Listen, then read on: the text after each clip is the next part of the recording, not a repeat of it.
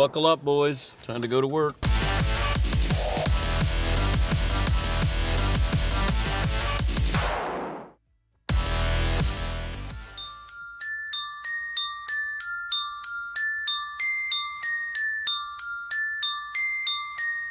Welcome to the Dan Patrick Show, bringing you the biggest guests and best interviews. We're talking to Andrew Brandt, the Monday morning quarterback columnist. If Jamal Adams called you for advice today, what would you tell him? Once you get to trade demands, then you're not talking. Then it's kind of like baseball. Then you're just kind of in the corners. Yep. You know, can we get to a contract and not have him sit for 2 years waiting for that to happen? Talking to Paul Feinbaum at the Mothership. If you ran Oklahoma State's athletic program, what would you do? I would get rid of him. Really well known for one thing, Dan. He gave a memorable speech. I'm 40 and I'm a man. He's 50 now, and he's a buffoon. Broadcasting from the Mercedes Man Cave, this is Dan Patrick. Hope you had a great weekend. Gang's all here ready to go. A lot of topics to dive into. We'll talk to the commissioner of the SEC, Greg Sankey. He'll join us coming up a little bit. Adam Sandler will stop by in the final hour of the program. We'll talk to Nick Wright from Fox Sports. Your phone calls are always welcome. Best and worst of the weekend, what you saw that you liked, you didn't like from over the weekend. 877-3DP Show. Email address dp@danpatrick.com. Twitter handle @DP Show. Say good morning to Chat Row, those watching on youtube.com/The Dan Patrick Show, and of course listening on our great radio affiliates around the country, numbering 362. College football world was shook over the weekend by reports of positive coronavirus tests throughout the nation. And you look at the two teams that met in the national title game less than 6 months ago. LSU had to quarantine 30 players. Clemson had over 20 players who tested positive. I don't know if anybody was hospitalized, but that's been the story all over as players return to facilities, putting the game of football aside, though. You hope everybody's okay in a situation like this. And with the college sports debate coming on the heels of the COVID-19 impact, get ready for the sports media to dip its toes into medical waters that they're not used to. And it's dangerous to do it. College football has an extra layer of intrigue, though, this year. Players are finding voices in a number of areas, and hopefully that'll lead to a new way in determining if they're going to feel safe. We saw this with UCLA. Some of their players were uncertain about Chip Kelly. I think they walked that back a little bit. But we would love to see college football go off without a hitch. But to do that, the sport that doesn't always have strong leadership at the top has to step up and be smart in the coming weeks and months. And that's why we wanted to talk to Greg Sankey of the SEC, because this is going to happen. And you start wonder, is this sort of the strategy of, hey, these kids are going to test positive and let's get it out of the way, and here we are in June. It sounds callous to say it that way, but you have to wonder if you're going to have these players get together. It's football. If you're going to get together, the number of student athletes are going to be getting together. And I've tried to remain cautiously optimistic. I don't want to be an alarmist. I'm just adding logic to this, reason to this. It's going to happen, and it's going to happen all over the country with players. Certain states that weren't hot spots are now hot spots. And now where does that go? How big does this get? I think we look at college football and say, well, we got time here. We don't. I mentioned this late last week. The NFL looked like, oh, you got a lot of time here. You don't. You got football. You got a first game in August, which I don't see how it's played. I don't see how that Hall of Fame game is played. Do not. But you're going to have players reporting, and how are you going to be able to pull this off? And I just don't see it happening. Even the NBA, he had these spikes, the test, and, the number of cases in Florida.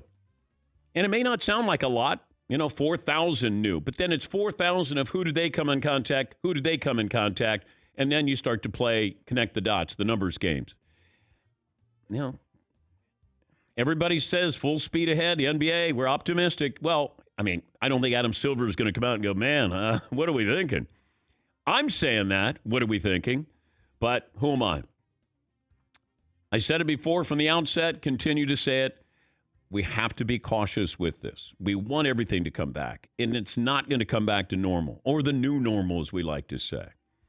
You're going to have more of these tests, more of these spikes, more positive tests.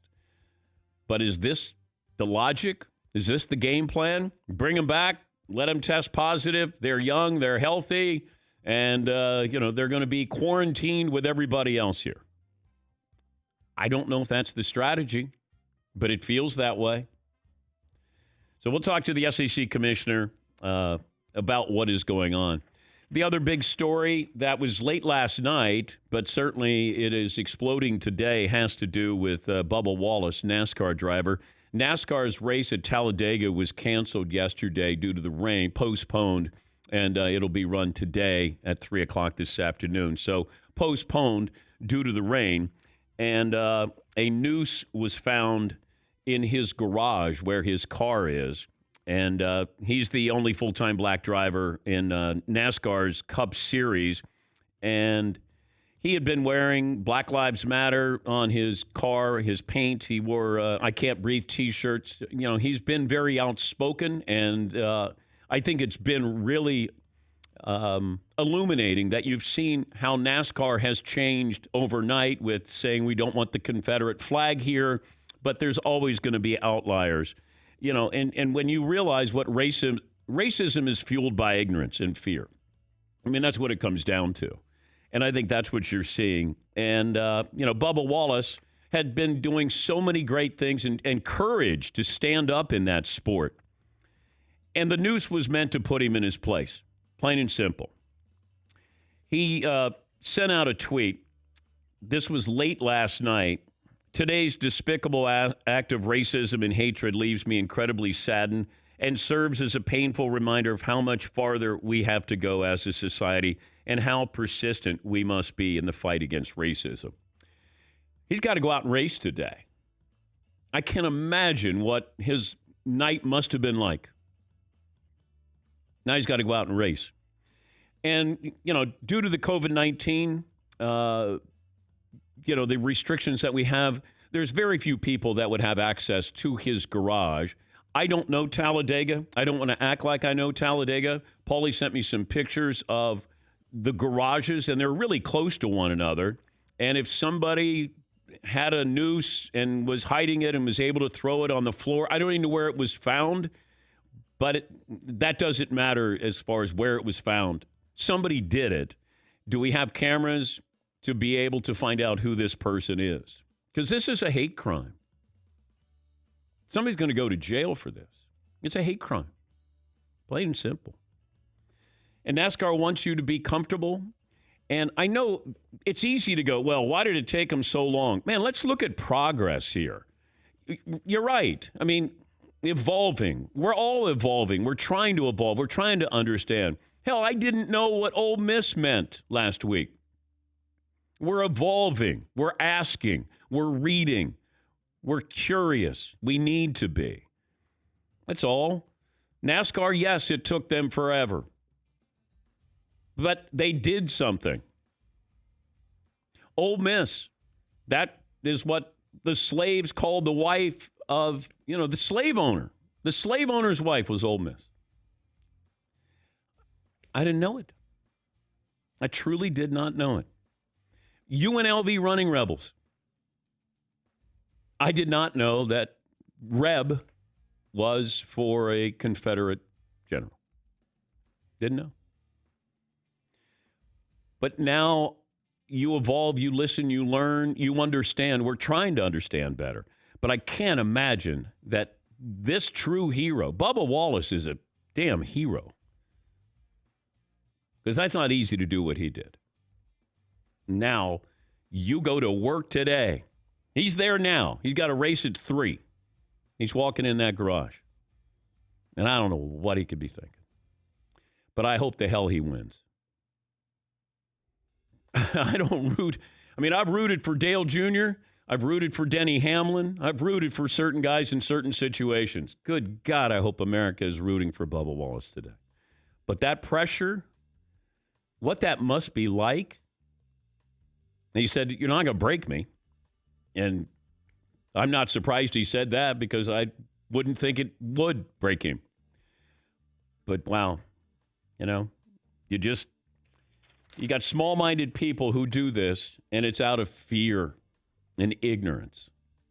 But, and we're gonna see if we can get the right guest on. And I'd love to have somebody who could tell me just what those garages are like at Talladega, because I've been to a couple of events, but you don't take pictures like that, snapshots where you go, oh, that's right. Paulie sent me pictures of Talladega. I mean, it's like an airplane hangar with all of these different garages. You have your separate little, spaces there.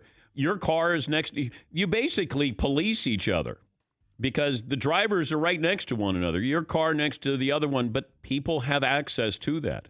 And even if we've limited this greatly, the access that people have because of the pandemic, there's still some people who could come in, the cleaning people, crew, NASCAR, I think is referring to this as an inside job. I would think it would have to be from the standpoint of how many people would have access to this and what kind of camera coverage would you have, because you have hundreds of thousands of dollars in those garages. But the exterior cameras, I'm going to guess it's only a matter of time before we find out who this is. But that person should go to jail. That's a hate crime. Say good morning to the Danettes. Hey, Paulie. Dan, I just put together a couple different reports from different NASCAR reporters. The garages at most NASCAR events, there's about 15 people per team. That's what some of the reporters are saying. If you look, there's over 40 teams. So you're looking at 500 or 600 team employees just on the property that all have access. They don't really hang out in each other's garages, but they could, and they're open air. It's basically 40 open air garages. Talladega specifically has a garage fan experience, but the reports are that it was not open yesterday because of the rainout. But usually they would have a controlled atmosphere where fans can walk by behind a barrier and see the garages. They said that was not going on yesterday. But between track officials, people who are bringing water and other services, they said there was upwards of 800 people who had access to the garages during the day yesterday. And somebody could sneak a noose in, if somebody had a fire suit on. I mean, I don't think that would be difficult to be able to get it in there. The question is, how many people are there, and do you have cameras there? And I'm sure that there are drivers on both sides of Bubba Wallace's car. Was anybody else there? Did anybody else see anything? But he's got to go out and race today. I didn't see the weather at Talladega, but he has to go out and race today. And it might be delayed again today. I don't know, but can't imagine that. Can't imagine that. And all of the positivity that had happened with NASCAR, with Bubba Wallace, and then this. And I know it's one person, and maybe it's not one person, but it's one person who did this. I don't know. It's like a punch in the stomach where you go, come on. All right. So, Paulie and Fritzie are working on getting the right guest here. I just want somebody who can move this forward. I think, we're all bothered by this. But I want to have somebody who can help us understand a little bit more of just the proximity of everything, because we all know it's wrong. And I'll be watching a NASCAR race today. I wasn't planning on it, but I will be today if they're able to. A rough weekend for college football, as I mentioned, with the athletes. Baseball, no progress. It goes back to what I keep telling you. This is all scripted here. The one thing baseball has to be aware of, even if you get the players to cave in and play your 50 games and give them the money and it's prorated and it's whatever it is, you divvy it up, you better get your damn act together on the virus and being able to come back and play. That hadn't even been talked about. Hey, let's go down to spring training. Hey, let's go down to Florida. Oh, we got some guys who are testing positive here. It's 9:15 on a Monday. I had a good weekend. I can't be this upset this early. Let me take a break. This program brought to you by LegalZoom. Need to make it legal, make it LegalZoom.com. Visit LegalZoom.com today for more information They're not a law firm, but you don't have to leave your home. You get network of attorneys here to help you, giving you the legal advice that you need. We'll take a break. We'll talk to the SEC Commissioner, Greg Sankey, on all these positive tests. Also, Ole Miss in that situation with the Confederate flag. What's the SEC going to do? Find out next. It's 15 after the hour. This is the Dan Patrick Show. You're checking things all the time, like your email, your Instagram, but check something important like your credit. Discover makes it quick and easy. Best of all, it's free. Discover's now offering FICO credit scores that's used by 90% of top lenders. Even if you're not a customer, it's free. Checking your score won't hurt your credit, and you can check each month for changes. The Discover Credit Scorecard is free for everyone. Learn more at discover.com/credit scorecard. That's discover.com/credit scorecard. And once again, limitations do apply.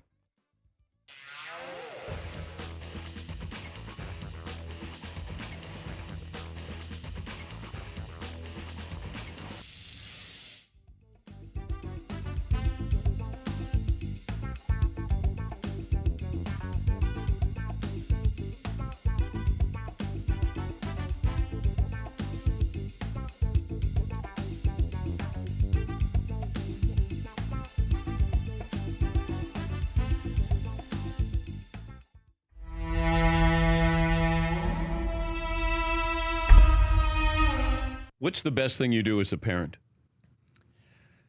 I don't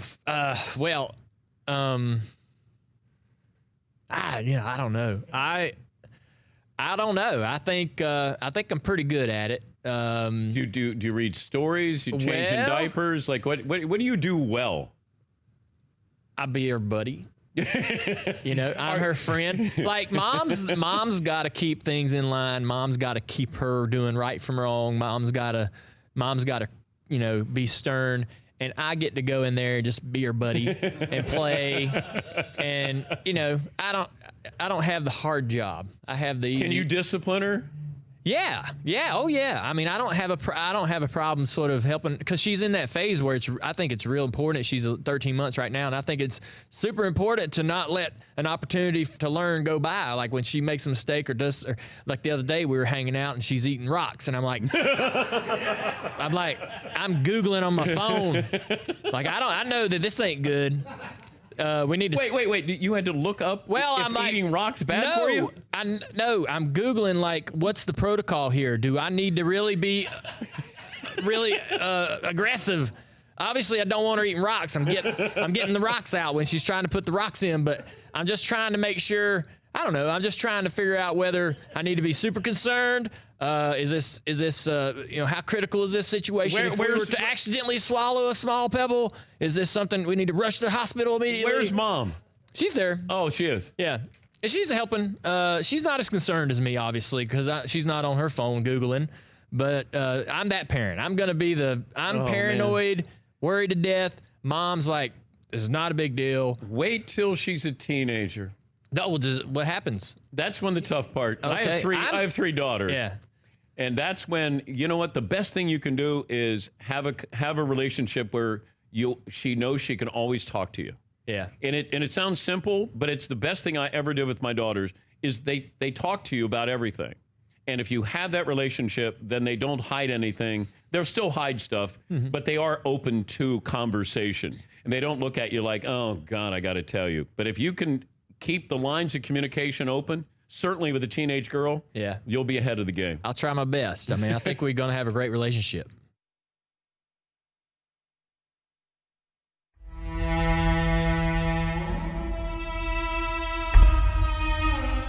Hey, what is the deal about the actor Sean Penn? Did he give you your first tattoo? Yes, he did. I think I'm going to ask him to do another one on the new show. Thirsty alert. Thirsty. Yeah, because I want that was a fun one on Saturday Night Live. It was just such a dumb idea. He'd only done it on potatoes. Wait, so he gives you a tattoo? You were okay signing off on that? So the real deal, your tattoo, is Sean Penn gave it to you? My real deal is I ran into him at a party. I didn't know him. I heard him talking and telling someone else he was trying to do tattoos just for some time to kill or some sort of drunk talk. And I did it on a potato, and then I was out of ideas immediately on SNL about a week later. Called him and said, would you come to SNL when you're doing Letterman? Would you run over and give me a tattoo? And he said, yeah, okay. And it was very not thought through, I can tell you that. And then I picked one that Steven Tyler had. I asked Steven Tyler for this one he has on his arm. He nice enough told me how to get it, whatever. I show up at the tattoo shop. There's two Hells Angels. Sean's drunk. And then he goes, I can't do that one. And then the tattoo guy goes, oh, yeah, is this what you meant? He can't do it. He can't do anything. So we had to pick something on the newspaper, which was Calvin and Hobbes, which I didn't want. And I go, well, here we go.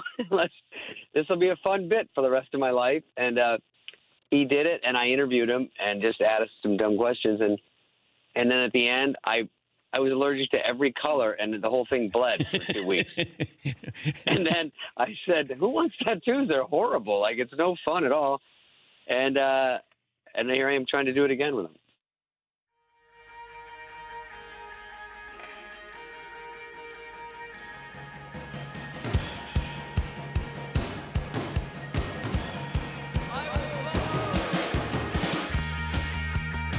Come up with a poll question. Got a stat of the day, play of the day, all of that coming up. Your phone calls, once again, I love to have fun on this show, but there are times when we just aren't going to. And, we started that way, certainly with what happened with the football players testing positive, what happened at Talladega with Bubba Wallace. But best and worst of the weekend. I'll let you guys tell me what you liked, you didn't like. 877-3DP Show. Email address, dp@danpatrick.com. He's the commissioner of the SEC. Greg Sankey's back with us. Commissioner, thanks for joining us. How would you recap the weekend in the SEC? Well, I'll try not to add to your frustration on a Monday morning. How about if I start there? You really, with the issues of the day, you go back to a statement I made Thursday night about being past time for change to the state flag in Mississippi. You saw, just to cover all the bases, reports about quarantining around COVID-19 on some of our campuses. Not necessarily all positive tests. I think we have to be intentional about how we communicate. Saturday, in fact, it wasn't until Sunday I saw a group of football players from Ole Miss post a video, take a stand on the need for change on a monument that appears in the square in Oxford. So I think that's real life in 2020, isn't it? That's exactly the type of issues we're dealing with. It's unprecedented in some ways, but a reality that change is a constant in our life, whether we want to acknowledge that change or not. Can Ole Miss continue to be Ole Miss? Oh, sure. I think that's up to them. There's a lot going on right now in those conversations. I think I look at it at my responsibility as the conference commissioner, because we have so much that can go on. We have championships. We'll go out to bid soon. We have others that rotate. That I needed to take that stand. And I know that their chancellor and their campus leadership has worked hard on these issues. And when you have things in place for years, sometimes it takes time to work through everything. Go back to, the banning of sticks as a way to deal with the flag issue back in the 90s. And that was the leadership needed then. And we've got a different type of leadership expectation now. The number of positive tests over the weekend, can you explain the process? Do coaches have to tell you what has happened on their campus with their football teams? No, we don't rely on our coaches for that information. We have a weekly call with a medical advisory committee, a group we've been working with for several months now. And those are medical leaders tied either to their athletics program or the university. So we'll receive updates there. And again, I think that's where it's important to understand there's testing outcomes, and then there is essentially tracing outcomes where, because of potential contacts, quarantining takes place, even though someone may not have tested positive for COVID-19. What kind of options are you looking at for the season?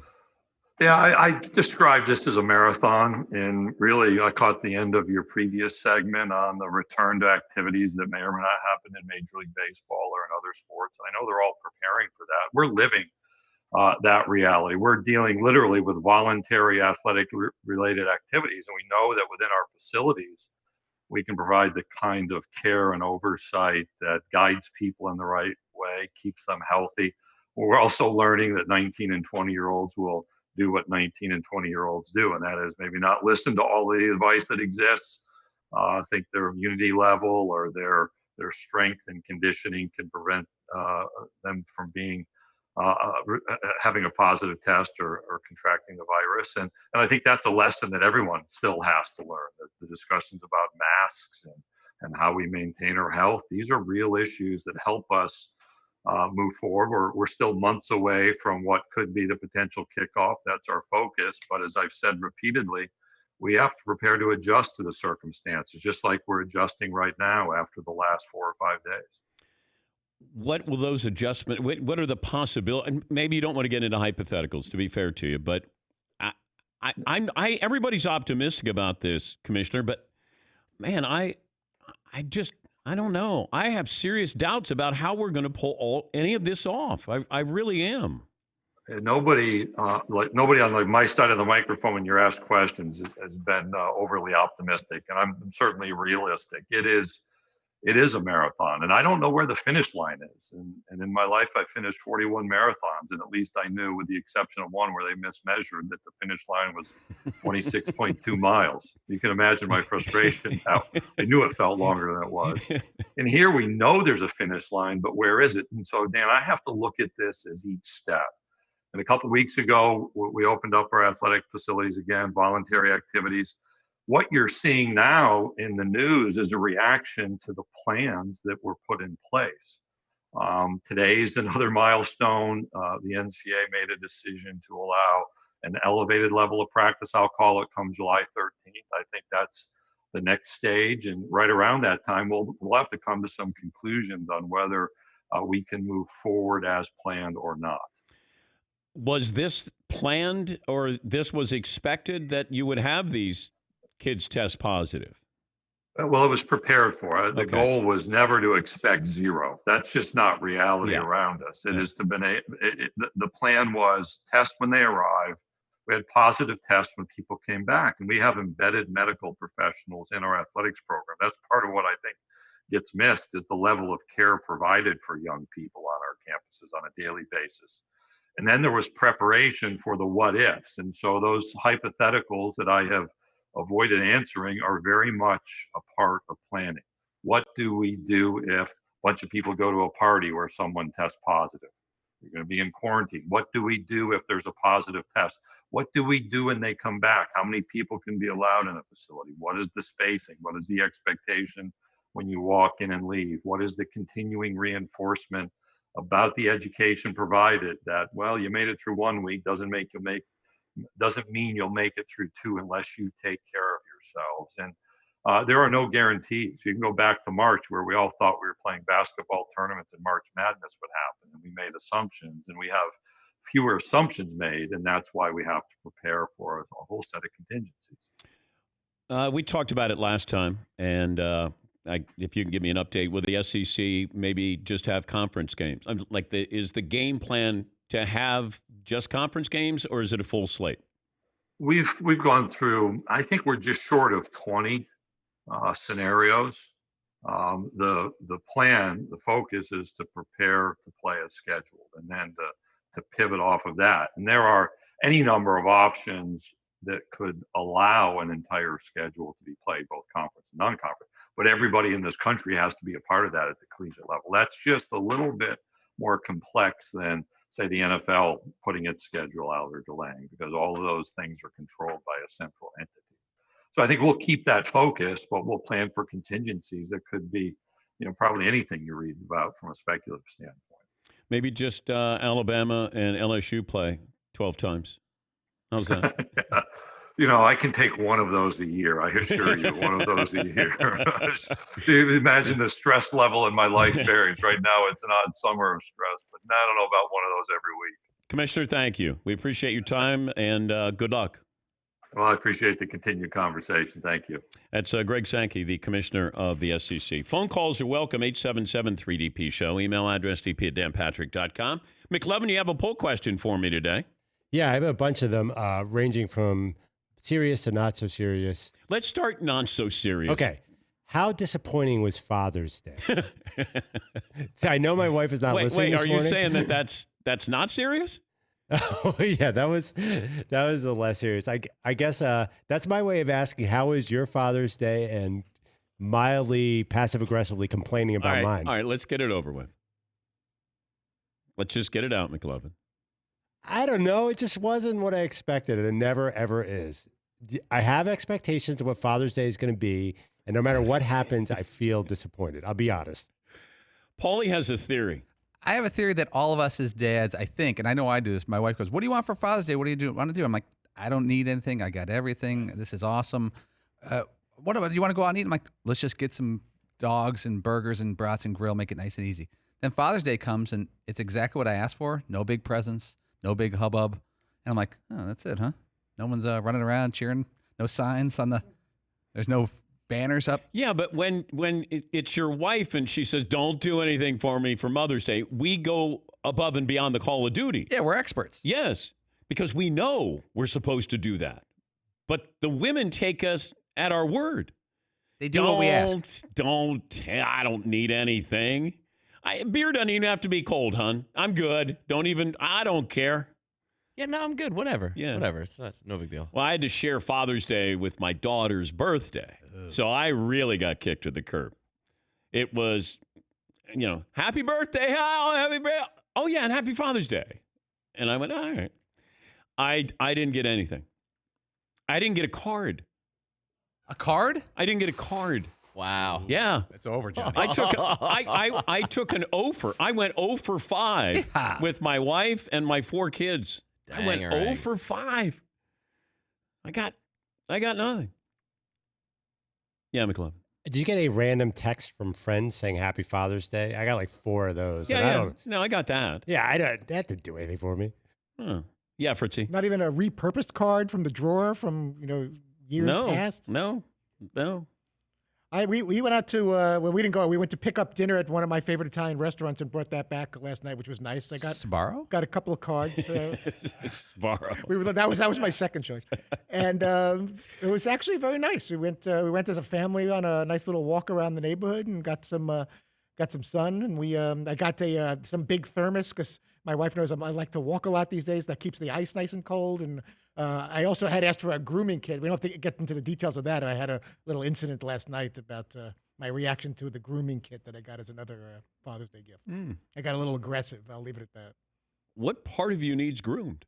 There were some areas that I wanted to clean up a little manscaping, and I'm had to lather myself in Desitin and aloe vera for a good portion of the night last night. I just got a little too excited. Whose choice was it? No, it was mine. I told her that it's something that I wanted. If she would have said it, I would have been a little uncomfortable with that. Would have what are you saying?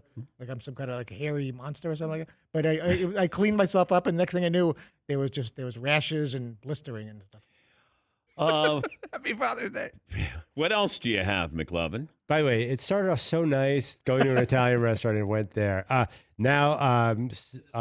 Because it always goes there. Yeah. It never doesn't go there. Every story ends up at Todd's groin. It's food and Todd's groin. And it wasn't even bowel related this time. This was the other side. What else do you have, McLovin? Okay, do you want the Dak Prescott poll or the obligatory, are we going to have an MLB season poll? Oh, God. How about Dak Prescott? Okay. He's going to sign his tender today. Yeah. This, America's long nightmare is not over because it's just he signed this, and then we're going to wait and see if he's going to sign a long-term contract. But I thought that maybe if he signed that 4-year deal, I know they want a 5-year, he wants 4 so he can get back into the free agency market before he's 30. I understand that logic, but I thought maybe if he signs that long-term deal, then we don't have to hear about Dak Prescott. Is Dak Prescott, what's he worth? Is he going to be, worth $40 million? Here he is at 31, and then if they franchise him next year, it's 37. But the Cowboys are going to sign him. The question is it a 4 or 5 year deal? Yeah, McLovin. Here's my question. Without looking at a single number or even studying it, when I ask you, is Dak Prescott a top 10 quarterback, what's your answer? I would say no. I don't think he'll ever be able to put up the numbers to validate his contract in a lot of people's eyes. But that doesn't mean he's not worth it. It's just, I think you'll look at his numbers and you'll go, oh, okay. 27 and 9 interceptions. Okay. I want to see if they can win. That's all I care about. Dak Prescott, I think he'll validate those numbers by winning. I don't think we're going to see a season where you go, oh, my God, he's going to throw 40 touchdown passes. And I think people will look at him and go, he didn't really live up to that contract. He'll live up to the contract by winning, not putting up gaudy numbers. Yeah, Paul. It seems like the Cowboys, they're going to have $30 million plus a year in a good quarterback. You just said a lot of people don't think he's a great quarterback. And they also had their running back, whose best years are probably behind him. They gave him a 6-year contract. Yeah. He'll be making $18 million a year in 4 years, unless they cut him. They gave Amari Cooper $100 million. Like, everybody got paid. It better go well in the next 3 years for the Cowboys, or it's going to be ugly. But Jerry, obviously he wants that Super Bowl. He wants one more Super Bowl. And he wants to prove that he can do it. He doesn't need Jimmy Johnson or some of these other, I don't need Troy and Emmett and Michael. I can do it on my own. And then you're going, okay, good luck with that. And he does pay everybody. So Dak Prescott's just the next guy up. In 3 years from now, we'll look back and go, oh, okay, Dak's making whatever. And that's the way it happens. How many times did we go, like this incredulous reaction to a salary? You go, can you believe that guy's making? And then we just move on. And then we'll move on from the next guy and the next guy. Watson will be next up. And then Mahomes. Yeah, McLovin. Another poll, okay. Another guy who wants to get paid, Jamal Adams, Jet safety. Yeah. If you're a teammate of Jamal Adams, he said over the week, there was a video of him saying, I'm trying to get to Dallas. Yeah. Are you angry with him, or are you saying, take me with you? In other words, you be like, yeah, dude, I get it. I don't know Jamal Adams. Doesn't seem like he's happy. Jets don't want to pay him. Jets don't have any star players. If I'm Jamal Adams, do I want to be in a place that now doesn't value what I do, and that is being one of the better safeties in the sport? That's part of the problem. It's a position that we don't care about. He basically is a guy who creeps up for blitzes and stopping the run. Okay. Do you want to spend your most of your money on a guy like that, or that's your featured guy?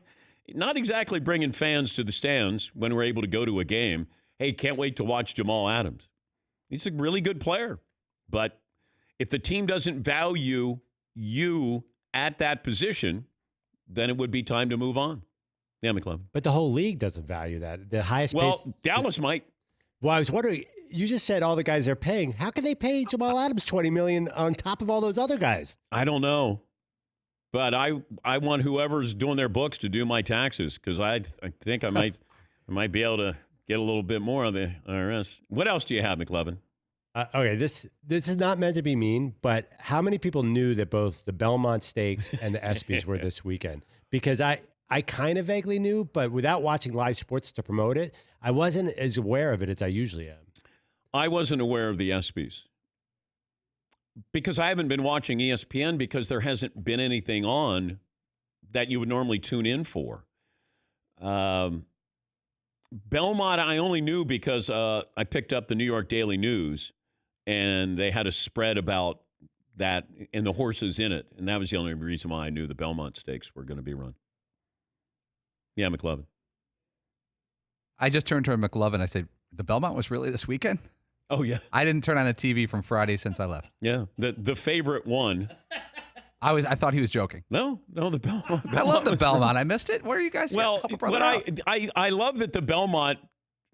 See, this would have been where the Belmont was going to get some recognition, because the Belmont doesn't get recognition. It's always, hey, you won the first two legs. Let's watch the Belmont. Oh, the Kentucky Derby winner lost the Preakness. We don't care about the Belmont. Oh, the horse that didn't win the Derby won the Preakness. We're not going to watch the Belmont.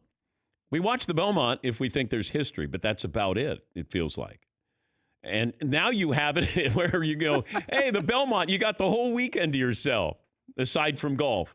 And there was I think the ESPYs might have been less publicized I think that was strategic on ESPN's part. They probably did to, Although they had a lot of really important moments there last night with Russell Wilson Jr. III and Megan Rapinoe, Sue Bird. But it was hard to put it all together. They had a beautiful tribute to Mormont, who was really the genius behind the ESPYs, tireless worker who passed away. But I watched some of it. I wanted to hear Malcolm Jenkins, and there were moments there that you forget, and that's what's great about the ESPYs. They allow you to think back on, or reflect back, or watch some of these events that took place in the calendar year. But I wasn't too up to date on the ESPYs being last night, and certainly with the Belmont. All right, we'll take a break. Phone calls, best and worst of the weekend. 877-3DP show. Got our play of the day coming up next here.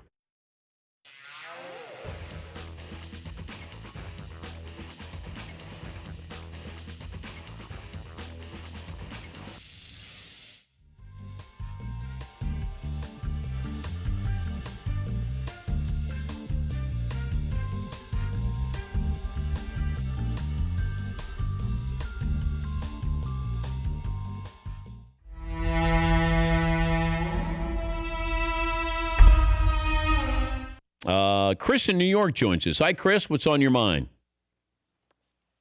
Hey, there's my pal. As we talk the world of sports. Glad, Dan, how are you? Hey, Chris. Good to talk to you. Chris Russo here. Good to talk to you, too. And let me tell you something. The blame of this giant organization falls squarely on ownership. I don't want to hear about Jerry Reese. I mean, you can only draft the players. You can't get in their minds between the years.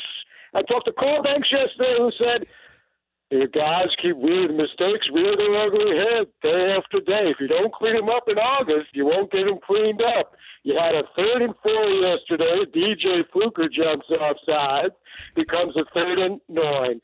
And there's Manning getting strip sacked. Now, this is a team that, and Dan, you know as well as I, 2 years ago, they were getting to a pinnacle with Crawford as the head coach. You had McAdoo, what did he do as the offensive coordinator. You make the change there in the offseason. Now, here's a guy who excelled as an offensive coordinator, and you have a Hall of Fame head coach that you decide to cut loose in the offseason. The team, from that point on, offensively has been struggling. I mean, they beat the Saints last year 7-3. Mired by a Saints team that couldn't get out of the way coming to New York, a Browns team that hadn't won a game, a Lambs team in England who didn't even have a Keenum quarterback in them, winning by 3 to 7 points in 4 other games. We could go on and on. So this started unraveling last year. That 11-5 masked a team that, let me tell you something, if Coughlin is the coach last year, maybe that team threatens to win a Super Bowl. You know, it was every 5 years. You know what, look. All right, we're back. Dan, how are you? Hey, I hear you're retiring, Mike, in a month. Got to be pretty emotional. Well, in fact, Mike, come on, you got to stick around. You can't retire with the belts. I took a call yesterday from a Sylvester. You believe this? This guy waits on hold an hour and a half, Sylvester in Westchester. You know what he says? He goes, you're right. How you do it? You can't retire, man. You got the belt. You got all these other guys coming after you. You got to decide how hard you can hit, but how hard you can take a hit and keep on going. That's the win zone. And that's an excellent point, Mike. I could just walk away when you listen. I've done everything I had to do. Okay, I invented radio. Okay. Listen, folks. Is there any chance you and Mad Dog are going to get back together, Mike? I've been trying to get him. Dog, annoyed. Dog, listen, I want to strangle him. If you watched the 29 for 29, you would have seen that Dog, you would have seen that Mikey wanted to go after me 2, 3, 4 times. Especially Mike, tell Dan about the trip out from San Francisco. This was in 90 when the Giants went out to San Francisco. The whole plane ride down to Florida and Tampa, because we didn't have the Tampa. Because we didn't have the week off. We didn't have the 2-week bye. We played the Super Bowl that year with everything going on in the Gulf War. And Mikey wanted to strangle me. I had to sit in the cockpit. That's right, Dog. And then the dopey Dog does the same thing when the Knicks are playing the Rockets, okay, in the championship. And I have the audacity to say, the Knicks are going to wrap this thing up. And Dog says, I want to go 7 games. We can get more basketballs. Dog is the nut that he is, okay. I will be doing a show all day with a headset. Okay. Hey, Mike, undisclosed kind of a show. Okay?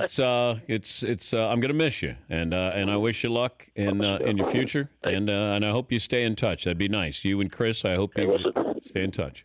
Mike, I think what we should do is, Mike, we should do a musical this winter. How about that? How about a little music? Can we get the little Danettes in here? A little Hope to Cool? How about a little Summer Lovin', Mike? Come on, let me get into this. Hi, it's Gary. I'm going to produce it on vinyl. All right, come on, Mike. Summer Lovin' happened so fast. Where did it go, Mike? All right, Lord, Summer Lovin'. Okay, had me a blast, okay? Oh, Mike, I met a disc jockey like you, crazy for me. I met a dog who was as cute as could be. That's Poochie. All right, summer fun. Something's begun. The film. Tell me more, Mike.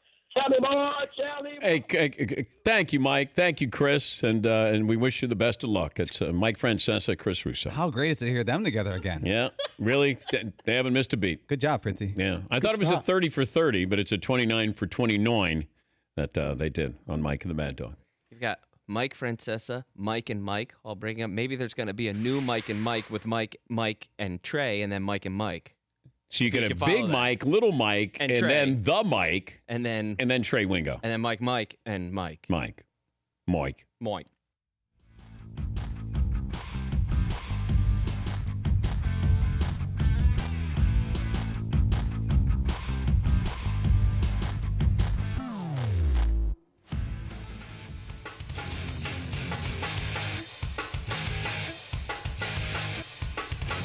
Oh my God! The play of the day. Runner left side, got it! They're gonna play it and play it. This is the play of the day. Check this out. And they're into the stretch of the Belmont, and Tiz the Law has taken charge. Set down in the final furlong by Manny Franco. Tiz the Law's got a 2-length lead. Dr. Post has moved up on the outside into second. Pneumatic is third, but it is the New York hero, Tiz the Law and Manny Franco, to win the Belmont Stakes. Courtesy of NBC, Tiz the Law, first leg of the Triple Crown, the Belmont Stakes. Kentucky Derby will be September 5th. What I loved about that call is you hear the horses more than anything. You don't have a roar of the crowd, but you could hear the hooves on the dirt there at Belmont. Whew, that's good. Play of the day. Play of the day is brought to you by Raycon. Wireless earbuds, the way to go. 15% off your Raycon order at buyraycon.com/Patrick. That's buyraycon.com/Patrick. We'll check in with NASCAR coming up at the top of the hour. A little bit more of what happened yesterday. The race is this afternoon, weather permitting, and some more details about Bubba Wallace and his stall in the garage where they found a noose. I'm just curious the number of people that had access to that area. And what is the camera coverage there? Because that's a hate crime, and somebody's going to go to jail for it. I was mentioning Dak Prescott. Dak Prescott had 30 touchdowns last year. Now, that's second most in team history. I just don't know if he's going to put up gaudy numbers because they are a run-first team, or at least they've been built that way. Here is the biggest problem I have with Dak Prescott. In 8 wins last year, he threw 22 touchdowns and 4 interceptions. His quarterback rating was 120. And here we go with the 8 losses. 8 touchdowns, 7 interceptions, and 83% quarterback rating. Yeah, McClub. Remember we used to blame everything on Jason Garrett, though? Maybe a new coach will change it. I don't know. I mean, well, they better. Aaron Rodgers' numbers were better with Mike McCarthy than they were with Matt LaFleur. So maybe this sets up well for Dak and his style. He seems like a West Coast kind of quarterback. I think Mike McCarthy will be great for Dak Prescott. But it's more of the play calling. I think that's important. And I like Dak Prescott. Like if you said he's my quarterback moving forward, I'm fine with that. I think he's a good quarterback. I just need him to be great at times. And you saw with those 8 losses, he wasn't even good. He wasn't even average. Yeah, McLovin. Doesn't a lot depend on Zeke, too? When defenses when he's doing well, they do well, right? You've always said run and defense. Well, that play action. When you have play action, then that frees everybody up. And they have weapons there. And then they go out and get CeeDee Lamb. I expect them to, but I expected that 2 years ago and last year. I mean, I thought that they had the talent to go to the Super Bowl last year. I really, really did. They couldn't even win the division. In that division. Yeah, Paul. Jason Garrett's going into what year do you think Jason Garrett is going into as Dallas Cowboys head coach? First number that pops in your head. What do you mean? How many years has he been there as the Dallas Cowboys head coach, Jason Garrett? Well, he's not there. No, but he made it 11 years. Yeah. Like, he was there for 11 years. Yeah, well, he's not there now. I know, but what I'm saying is, like, he made it 11. That's second only to Landry. Then remember they had him for years there. They had a 4-12 season, I think, in 2015, and that was the chance to get out. But he's the second most tenured coach in that team's history. No one else has been there more than 5 years. Yeah. For some reason, Jerry Jones wanted to keep him, and he had ample opportunity to get rid of him. And now he's with the Giants. Sean in Indiana. Hey, Sean, what do you have for me today? Dan, good morning. I got a best and worst for you. Saturday was my birthday, so I had a great weekend overall, pampered both days. But on Saturday, my 8-year-old had a baseball game, and he hit for a single, double, and triple, and they were legit shots. The worst of the weekend was on his 4th at-bat, he was on deck, and the kid before him hit so that we got too many runs in the inning, and my son never got another at-bat in the game to hit for the cycle. That can't be a bad day, Sean. Well, no, I mean, it was still a good day. I was proud of him and stuff, but we were all disappointed because his triple, landed just before the fence. Wait, how old is he, and Sean? I think he's 8. Oh, come on. Yeah. Yeah, I think you'll have a chance again, though, Sean. Thank you. Like, if that's your bad day, I would have taken if my son had a single, let alone the double and triple. Ryan in South Carolina. Hi, Ryan. What do you have? Hey, 5'7", 170. Good morning. My best of the weekend. After plenty of meat Fridays, me and my brother got my father a Traeger pellet grill. Awesome. And then my worst of the weekend. It was a great weekend until late last night. I read about the Bubba Wallace situation, and I just hope, for my peers' sake, I hope that I hope it hits home that with this one, especially because you just get to see that even at a high level like NASCAR, he still has to deal with that on a day-to-day basis. Yeah. And, well, thank you for the phone call. We're going to talk to Dave Moody, lead turn announcer for Motor Racing Network, and he hosts Sirius XM Speedway, just to get his thoughts on this, because I'm just curious about the proximity of Talladega with how many people have access to this, and is there camera? I have to imagine that the amount of money that's in each one of these stalls, I would bring my own camera. Like, I would have Simply Safe. I could put those cameras in there, and then it would go to my phone. If my car is in there, and I haven't heard if NASCAR says we have camera coverage at Talladega, but we'll find out. We'll have that coming up at the top of the hour. Also, I'm having Nick Wright on. I think he's a really talented host with Fox Sports, but he's I think the last sports announcer to have a conversation with Colin Kaepernick, and I want to know how optimistic Nick is. And Nick, I guess defines their relationship as a friendship. So he calls Colin Kaepernick his friend. And I wanted to have Nick on, talk about that. How optimistic is he that Colin Kaepernick's going to get a chance? Adam Sandler, what was it, 30 years ago this week? He started at Saturday Night Live? To the day. All right. So Sandman will join us. I got to ask him about that project, that basketball project that he's working with LeBron James on. 1 hour in the books, 2 more to go.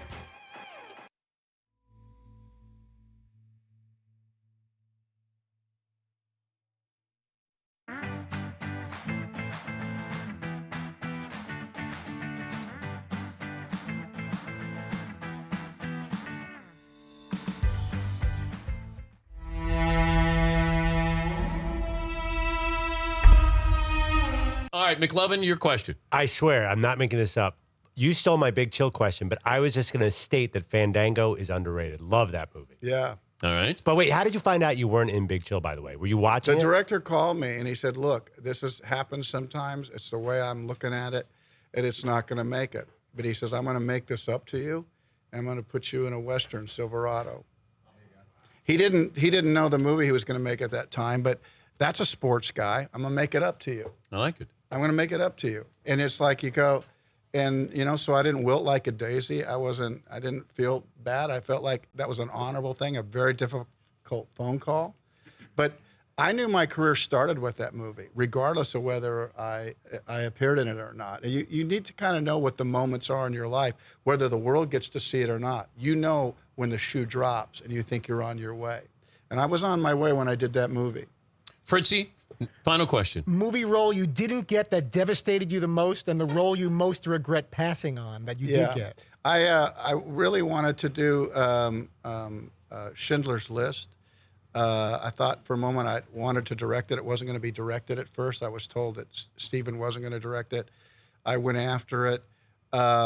And all of a sudden, I talked to Steven. He goes, I think it needs work. I said, I think it's really perfect. He goes, well, I think it needs a little bit more. And then he ended up directing it. And, he did a really beautiful job. But I said, well, I'd still like to play Oscar Schindler. Ooh. And he said, well, I said, could I read for it? And I've never told this story. Okay, this has never been told ever.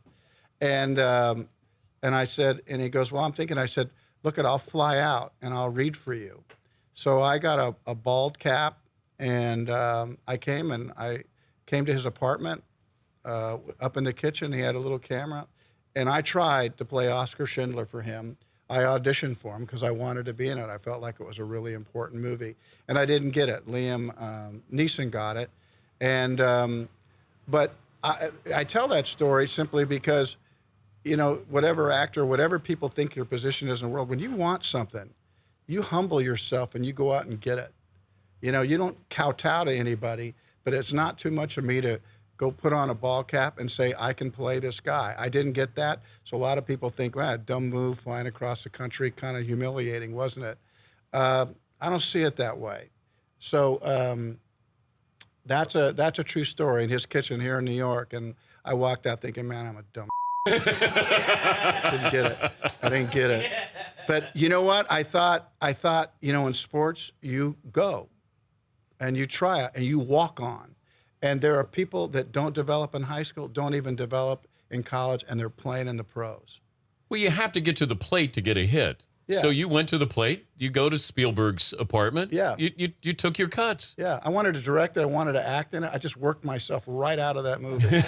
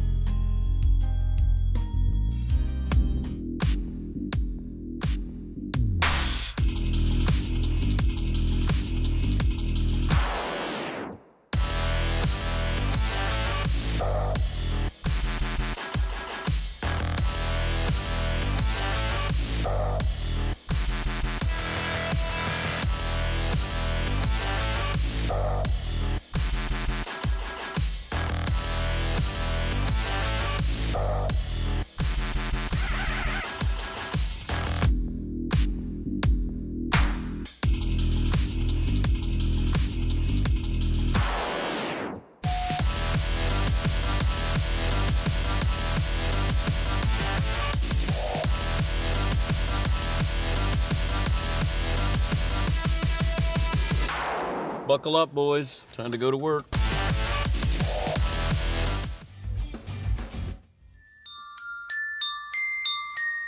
Welcome to the Dan Patrick Show, bringing you the biggest guests and best interviews. We're talking to Andrew Brandt, the Monday morning quarterback columnist. If Jamal Adams called you for advice today, what would you tell him?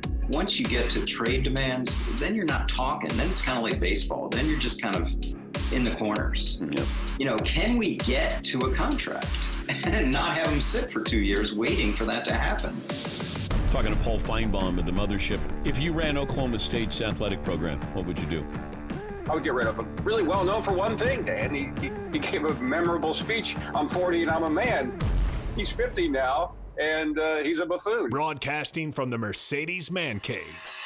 This is Dan Patrick. Hope you had a great weekend, everybody. It's hour 2 on this Monday. Dan and the Danettes, Dan Patrick Show.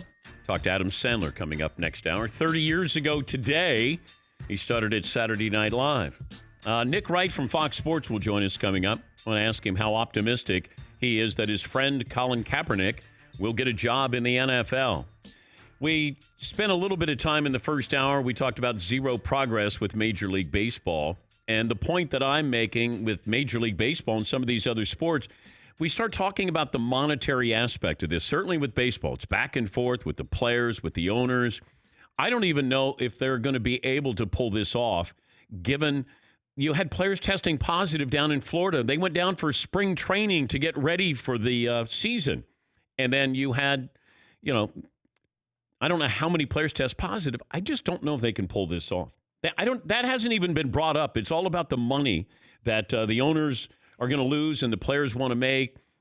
I don't know if they're going to be able to do this to keep everybody safe. College football. Maybe the philosophy is, hey, let them all test positive, get it out of the way, and then we can resume our season. Because I don't understand, the philosophy moving forward with this. We can look at 18 or 19-year-old and say, oh, he's going to be healthy. What if a head coach gets it? Then it's different. But we talked to the commissioner of the SEC, Greg Sankey, about that, and he's got a lot of options, what kind of plans you're going to have in place if they're not able to start on time or maybe only have conference games. But, man, this is still a work in progress. Even the NBA, they had, 4,000 positive tests in Florida. And I know that may not sound like a lot, but I don't know if the NBA can pull off this as well. This is a juggling. High wire, no net. We did talk about the incident at Talladega. Bubba Wallace, one of the members of his racing crew, found a noose in the garage stall. The race was postponed yesterday. They're going to race today, at least weather permitting, at 3 o'clock. And I just didn't know the safeguards that they had, security cameras, how many people, because of COVID, you don't have many people who are there able to walk by. You can see the cars, but these cars are next to each other. The proximity is they're really close.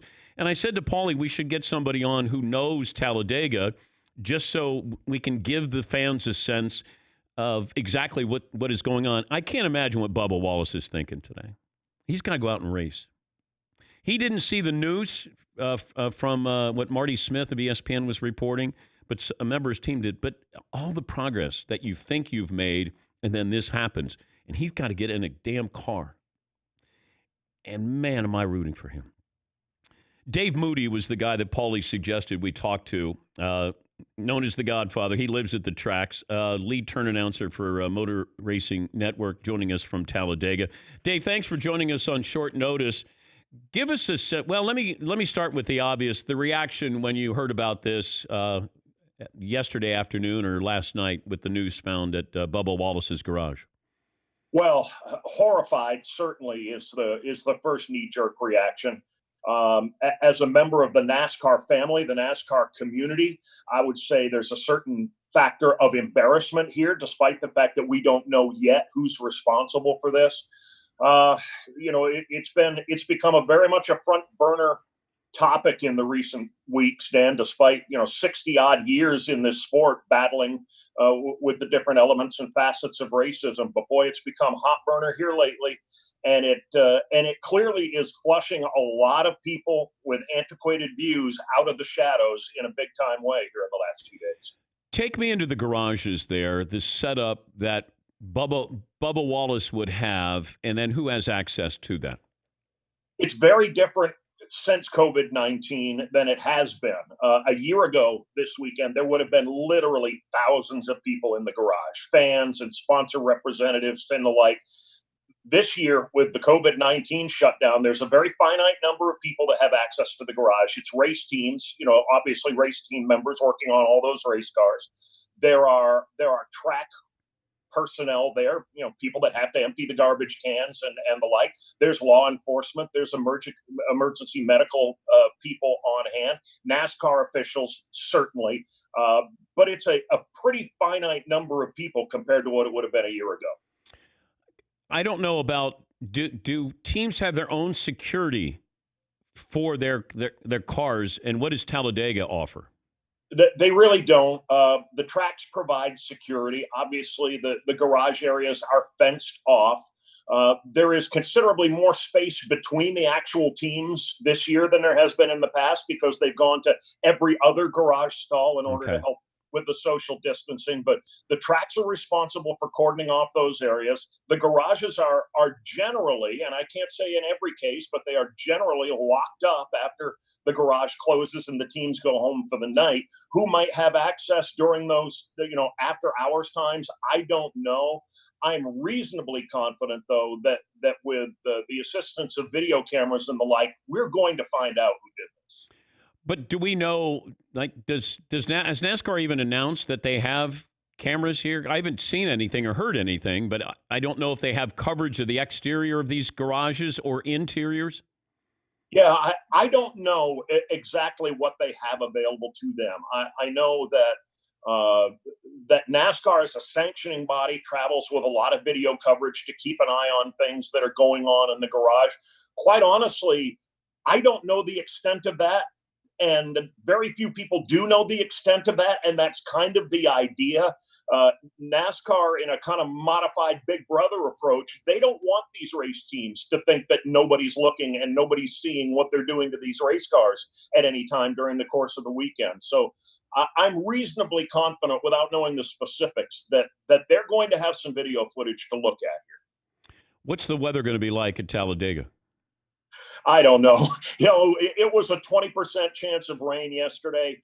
The rain moved in about 2 hours before race time, and it just never let up.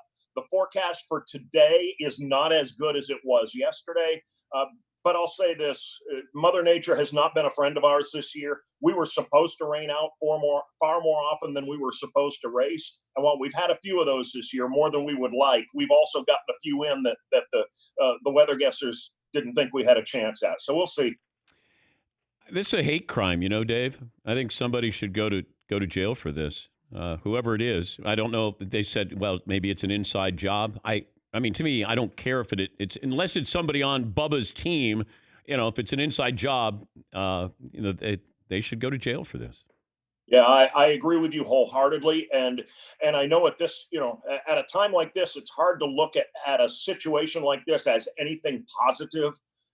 But in a backhanded sort of way, it is. In the last 2 or 3 weeks, we in the NASCAR community have been able to look at our circle of friends and realize with a great degree of certainty that some of them are dinosaurs, and some of them are still in the 1800s, and some of them are, up until very recently, closet racists. And every opportunity we get to weed them out, even if it's one by one or one a week or one a month, it's still one fewer than we had when we started. So I guess that's the upside to all of this. Yeah, and I hear people, and you've spent your life in this sport, Dave. I just do drive-bys with this. I'm curious, and I like the personalities, and we have a lot of those guys as guests. But, when somebody says, well, NASCAR finally got rid of the Confederate flag, I look at it as, yes, could we have done it before? But they did it. Like that's progress that you did it. And here we are talking about this. I mean, you probably didn't think there would be a day maybe in your lifetime that Confederate flag would not be flying inside a track. That's right. It's been very slow to happen. It's taken far too long. NASCAR is still a predominantly, an overwhelmingly white male sport. Even in comparison to other branches of motorsports, NASCAR remains a white male sport. They're working awfully hard to change that. They've made some terrific progress. Bubba Wallace is certainly an example of that. So the fact that it's taken too long is sad, but the fact that it's finally happening, it's been a cataclysmic last couple of months for our sport between COVID-19 and all of the Confederate flag discussion and debate. It's been a tsunami, really, that's overtaken this sport, and I don't think we've seen the last of it yet. Yeah, NASCAR's got to get NASCAR like baseball. You have an older, your fan base is older. NASCAR's partnering with Barstool Sports to try to get younger. You would think you would be trumpeting Bubba Wallace. Here's a good-looking guy, not afraid to stand up, speak his mind. This is the future. That's a whole different fan base, and hopefully NASCAR's looking at it that way. And I'm watching today, but I'm watching for Bubba Wallace. God, I hope the hell he wins. So I understand that completely, and you're right that it's a mystery to me that corporate America has not yet found a reason and an excuse to step up and get behind Bubba Wallace with everything positive that he has going for him. And quite honestly, there are no negatives with Bubba Wallace. And then you factor him in with Richard Petty, with the hat and the sunglasses. Is the most recognizable personality in the history of our sport. He's our Muhammad Ali. You could send him to Uzbekistan and someone would walk up to him in the airport and ask him for his autograph. So it's baffling to me that nobody in corporate America really has seen fit to any great degree to get behind this young man. But I'm hopeful that this may change. Maybe for all the wrong reasons, but the end result may turn out to be right. Dave, thanks for joining us and good luck this afternoon. We appreciate your time. Thanks, Dan. That's Dave Moody, lead turn announcer for Motor Racing Network, host of SiriusXM Speedway on SiriusXM, the NASCAR radio channel. All right. There's no easy pivot here, but, you start to look at these situations here, and it felt like that there's progress in that sport. And I'm not here to police or dictate or as much as I just observe it. And that was where I couldn't help but, I looked at Bubba Wallace and I went, how many people would do that in their sport, have the guts to do that, to stand up and say, this is who I am. This is not who this sport is. And he did it. He's doing it and will continue to do it. And they'll find the person who will be outed. And, it's a hate crime. They should go to jail. Absolutely. But, yeah, I'll be watching Talladega today. Zero progress with Major League Baseball. I laugh now. I laugh. Because whenever you get an update, all the update is the players say they're willing to. The owners aren't willing to do anything other than what they've already said. Like they're so set in what they're going to do, what they want to do. It's the players to go, all right, we'll do 70 games. Remember, we were up to, 114? Now we're down to 70. And then we're going to go down to 60. And then we're going to decide if there's going to be a season because the owner's going to want 50 games. And that's it. That's it. I think baseball probably went, wait a minute, guys are testing positive here? Yeah, that's going to happen. For some reason, I don't think that they've thought that out as much as, hey, once we agree on the number of games and where we're going to play and how much money, then it should be good, right? And that's not the case. And that won't be the case. Football has time. Baseball does not. The NBA does not. Yet a golfer test positive down at Hilton Head. Tennis player testing positive. It's going to happen. But the question is, oh, that's a healthy athlete. Oh, that's a young athlete. It's who did they come in contact with who might not be healthy? And then they come in contact, and then they come in contact. Those are the things that, have to be brought to light. And as much as we say, well, there's going to be football, I don't know. I have doubts that it starts on time. I do. Baseball, I got doubts for a variety of reasons. The NBA, I have doubts, but it feels like they have a better plan in place. I don't know what baseball's plan is. Feels like, hey, we solved everything. Everybody gets their, now we know how much money is going to get paid. Now we know how many games are going to be played. That doesn't solve anything. And then college football, I mean, look, the game plan might be, whether it's strategic or not, hey, they're going to test positive, so they test positive, now they quarantine, and then we get through this. It's gonna happen. All these people getting together. And if you're a teenager or you're a young athlete, oh, this won't affect me. I'll be asymptomatic. It's not you. It's about other people you're going to come in contact with. But yeah, it was kind of a bummer with a lot of things over the weekend in sports. But, rough weekend for college football. No progress with baseball. A noose in the garage of Bubba Wallace. We sort of went, oh, the Belmont was run? Oh, I hope you had a great Father's Day. Couple of phone calls here. CJ in Arizona. Hey, CJ, what do you have for me today? Hey, Dan. 5'10", 190.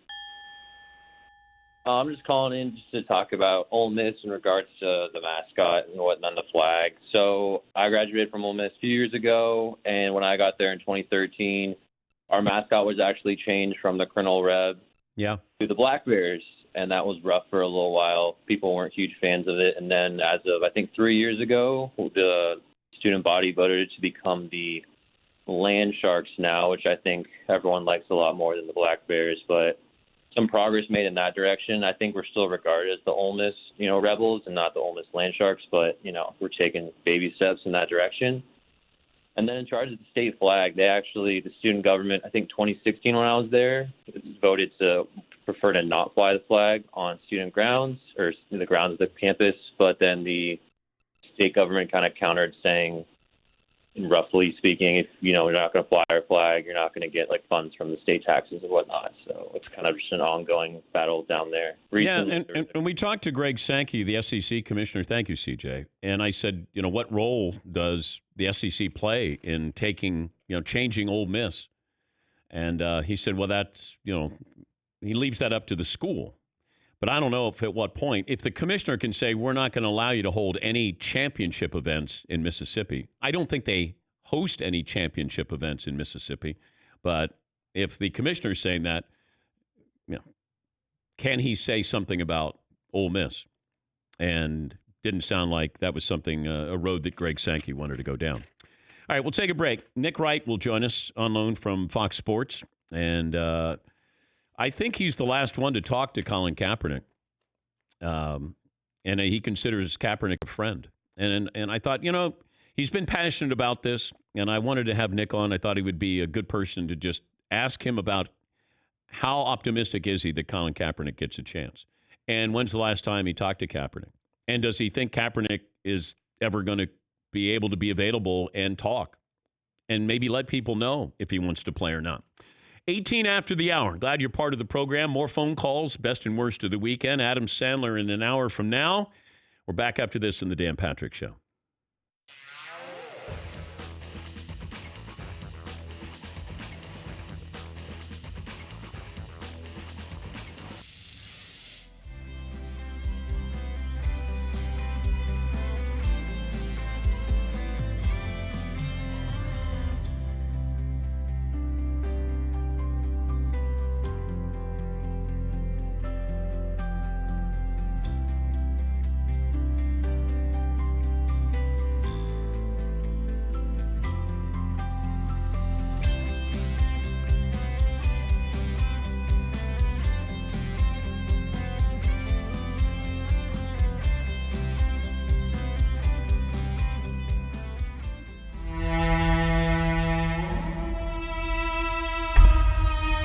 I still get disappointed that you were a possibility to host Saturday Night Live and it didn't happen. That would have been so cool. Yeah. Sorry. But this was like third hand that we got the information. So it was after the fact. And they were like, that Lorne Michaels considered you and Keith Olbermann for Saturday Night Live. And I went, I thought he meant tickets. I thought to go. Like I'm going, oh, that'd have been cool. Who was the guest? And the person who told me, no, you guys would have hosted. I said, hosted what? And he said, Saturday Night Live. I went, oh my God. So this is peak Sports Center, mid to late 90s. I think 97, maybe, if that's right. But I remember that being brought to our attention, and I was like, there's no way that America was not ready for that. But that would have been pretty cool to have on your bucket list to say that you did something like that. Yeah, see, it'd be awesome. Yeah. Monologue could get tricky, though. Could. 2 people. Yeah, it could. Would we be able to pick our own music guest? That would have been nice. Let's see. Ladies and gentlemen, Hootie the Blowfish. Yes, Paul. Let's say this was 96-ish, probably, Dan. Ish. Jim Brewer, Will Ferrell, Chris Kattan, Norm Macdonald, Tracy Morgan was there. I saw a script where Fred Armisen, is it Armisen, Portlandia. There was a skit where I'm written in. So one of the people, I don't want to mention a name, but somebody had a script, and my name was in the script playing that role. And then I was told, hey, can you be ready to come in for a rehearsal later this week? And I said, okay, for what? Oh, it's a small part, but they wrote you in this small part. And it had nothing to do with me as a sportscaster. I was just going to play this role. And then, fast forward to I didn't get a call. And then over the weekend, I check in with this guy and I said, what happened? He goes, Fred Armisen has your role. So then I watched Saturday Night Live just to see Fred in the skit. And I'm like, oh, okay. So I don't even know why I was considered for that, but it was pretty cool that you have this Saturday Night Live script, and then, there's Dan Patrick at the top with all the other, there's like 4 other actors in there. Yeah, Paulie. Didn't you do a cameo once on Letterman with Paul Schaefer? Didn't you put like a robe around him? Yes. That was what was that? That was the James Brown tribute stuff where they were having celebrities, in parentheses here.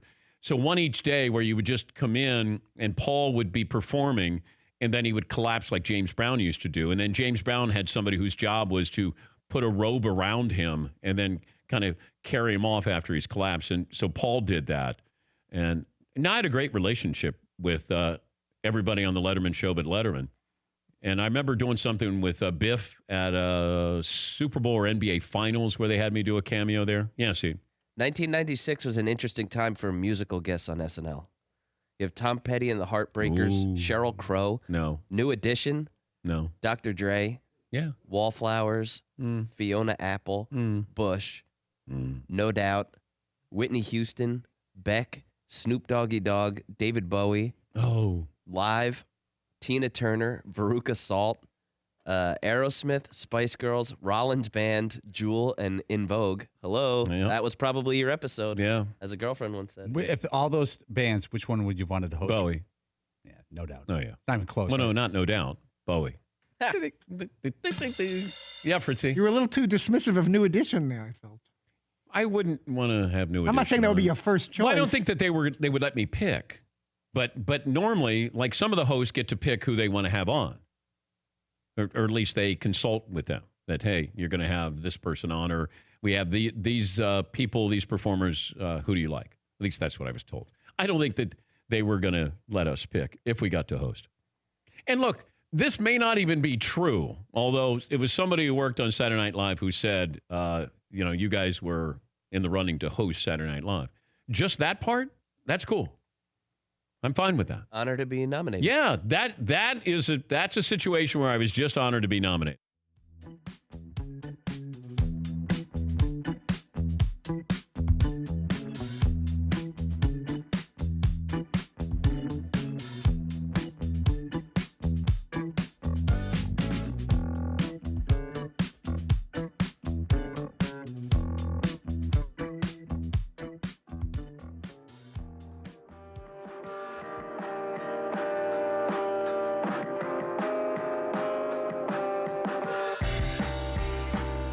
Best and worst of the weekend. More phone calls coming up. McLevin, did you settle on a poll question? Yeah, I just put up, is Dak Prescott a top 10 QB without... And I don't want anyone to study. And 62% said no. You're following the Fox format, and that is all else fails, mention Dak Prescott or LeBron James, right? Well, it is a big day. He's signing his contract right now. It's not like we pulled Dak Prescott out of thin air. I'm just kidding. He's Mr. Fox Sports, co-host of First Things First on Fox Sports 1 and What's Right with Nick Wright on Sirius XM. Good morning, Nick. How are you? Good morning, Dan. What an honor to be on this show the first time. Technically, I've been on once before, but it's when that goofball Chris Mannix was hosting, so it doesn't count. So I'm so excited. Thanks for having me on, Dan. Let's talk about Dak Prescott and this contract here. No, I was just kidding. We don't have takes. I got oh, takes. You do? You want Okay. them? Yeah. I got no. Give me your give me your take. Top 10 is about right. I'd say somewhere from the 8 to 12 range. The worry is you want to pay the 8th to 12th best quarterback in football like he's the best quarterback in football. And if you want me to expand for 2.5 hours on that, I can do it, or we can talk about more interesting things. Let's get to LeBron James. Sure, yeah. I mean, legacy on the line. Obviously, if they win the title, people put an asterisk. If not, people will say it totally counts. The asterisk conversation all about him. What else you got? I can spitfire these quick. Oh, I know. We were talking about Dak Prescott here, and I said I don't know if he'll ever have the numbers to live up to his contract. I think this will be about winning. And like Russell Wilson, it's about winning. It's not about gaudy numbers. There are other quarterbacks who will have that. I think that Dak Prescott has to win, and that'll validate everything. What do you think? I think that's about right. I guess it just depends on is winning only winning a Super Bowl? Because that's going to be a tough putt. Does winning mean consistently winning the division, making the conference championship game, which the Cowboys haven't been in a quarter century? Is that bar, if he clears that, does he validate it? Probably. I just feel like, listen, every team in the NFC has been to a Super Bowl this century except for Washington, Detroit, at least a conference championship game this century, I should say, Washington, Detroit, and Dallas. They have this air of greatness because, some folks talk about them all the time. I don't know who they are, that they haven't necessarily earned over the last 25 years. So, if they get to a conference championship game, it's a hell of an accomplishment. Would Jerry Jones fire himself? So how about this? If Steven had done the job Jerry did, Jerry would have fired his son. Yeah. No question in my mind, right? Like, so the closest person in the world to him had done this job, he'd have been removed a long time ago. So, yes, I agree with you. I don't know if it's because you have to do this every day like I do, and I don't know if it's felt like a blur or it feels like it's just been interminable. How would you sum up the last 3 months? I would say everything pre-George Floyd felt like almost a day-to-day grind that all blurred together. It was slow, but it was hard to differentiate days. And, since May 25th, I would say for me personally, I've gone through such a roller coaster of being as depressed, despondent, and hopeless as I've maybe ever felt as an adult watching the nightly police brutality like it was a feature film. And then almost immediately around the time that Goodell released his statement and then Mitt Romney is saying Black Lives Matter, and then it feels like, oh my God, where there was no movement for a few years, now all of a sudden people are getting it.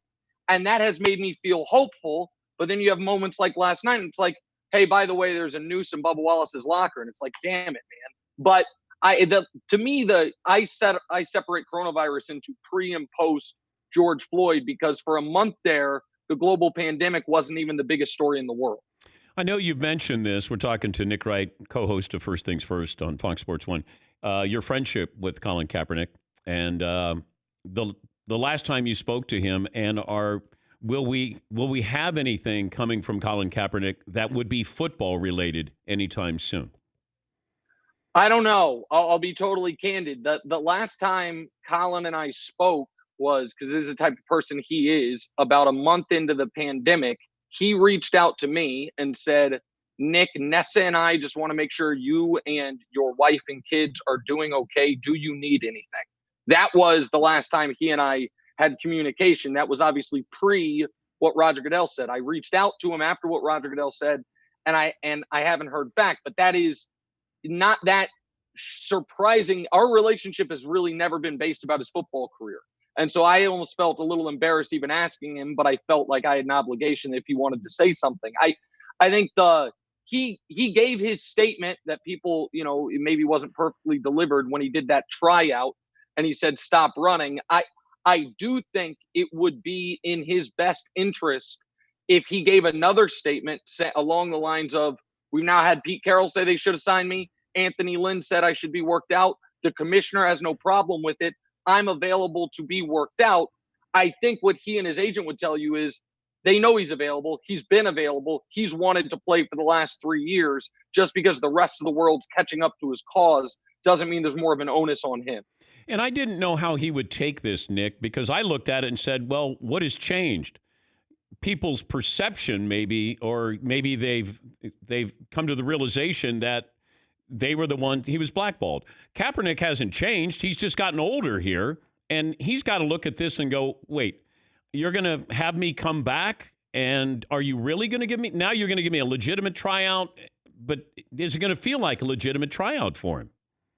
Listen, there is such immense mistrust on both sides here. I know that some of his biggest advocates behind the scenes in the league felt betrayed by the lawsuit. Now, I don't know that they should have, but I know that they did. Some folks that were like, man, we were working on your behalf because we saw what was going on. I know Colin feels like the tryout was a total sleight of hand set up just to undercut future lawsuits. And I actually think that tryout, which maybe it was an olive branch, maybe it was an olive branch with some strings attached, set this further back. That if that had never happened, maybe we would be closer along. And I do think from a football perspective, one thing I'll say is for a long time, when folks didn't want to acknowledge he's being blackballed, people said, well, he's too good to be a backup. Well, that's probably not true anymore. He's out of football for 3 years. Well, I think he's going to be too expensive. Well, I don't believe that's true anymore either, because he's drawn $0 from the NFL for 3 years. I don't think he's going to be like $10 million or I'm not playing. And the last one was, your backup needs to stylistically be similar to your starter. Now, I don't know that I ever believed that. Lamar stepped in for Flacco and they took off. But if that is true, we now have a third of the league with kind of a dual threat quarterback. We have more starters like that than ever. My defending champion Chiefs have a dual threat quarterback. Their backup's Chad Henne. He's thrown 5 passes in 5 years, and he's not a dual threat guy. So you would think the football reasons, if those were ever part of the reason he was out of the league, those are opening up a bit. Two-pronged question. Do you think he gets an offer? And do you think he would accept an offer? Let me answer the second part first. I 100% believe he would accept an offer. Okay. I believe that Colin Kaepernick did not think he was sacrificing his career when he started taking a knee. I think he thought he was I don't think many of us thought, well, he's going to be thrown out of football. He's going to be blackballed. And in the months leading up to the 2017 season, if you said, I think he's being blackballed, you were called a fool.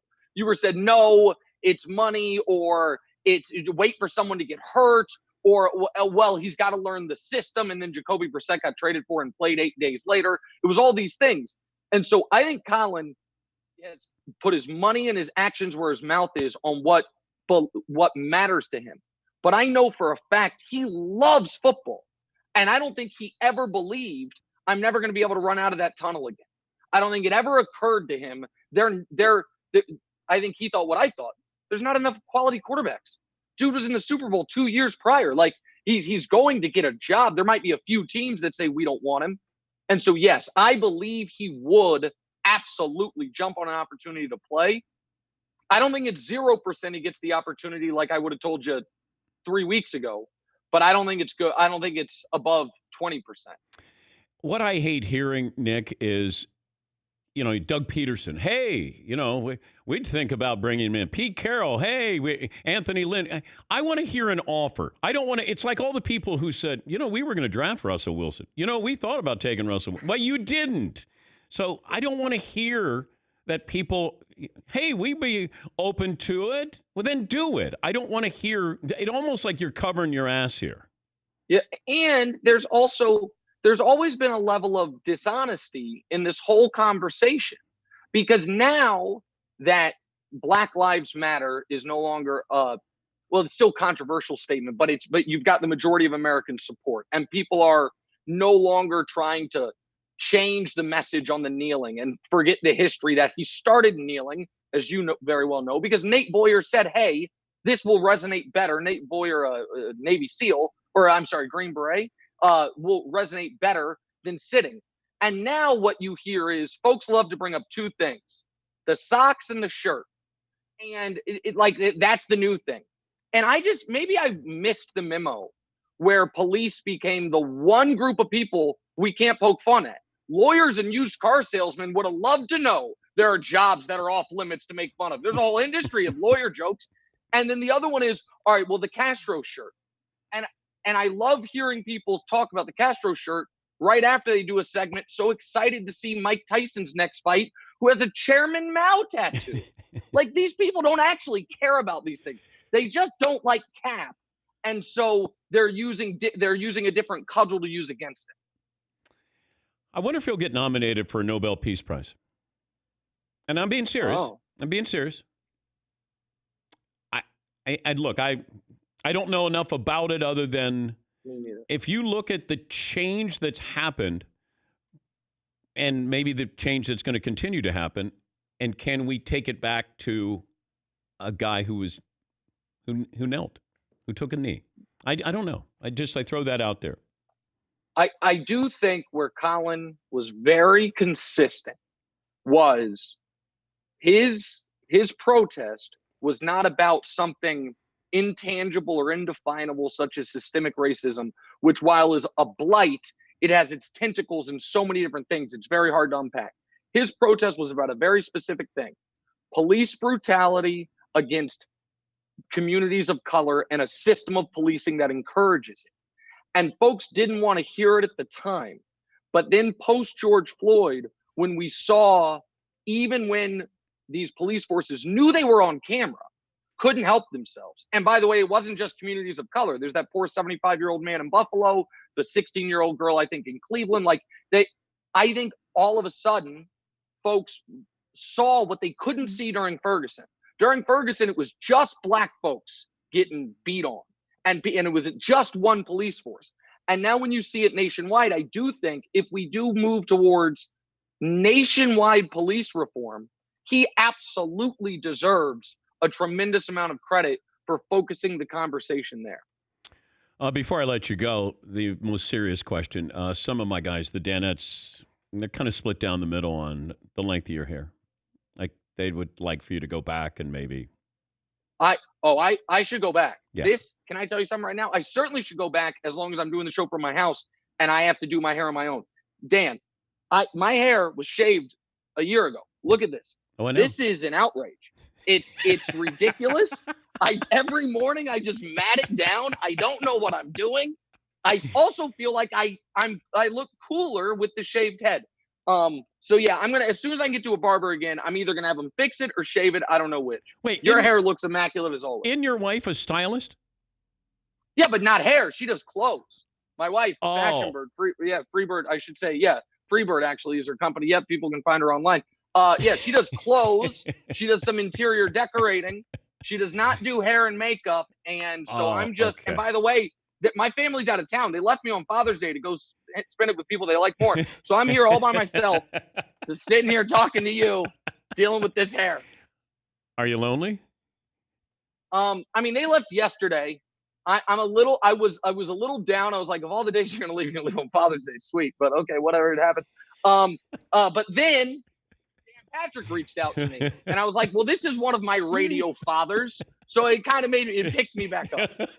You look a little like Nick Cage. Yeah.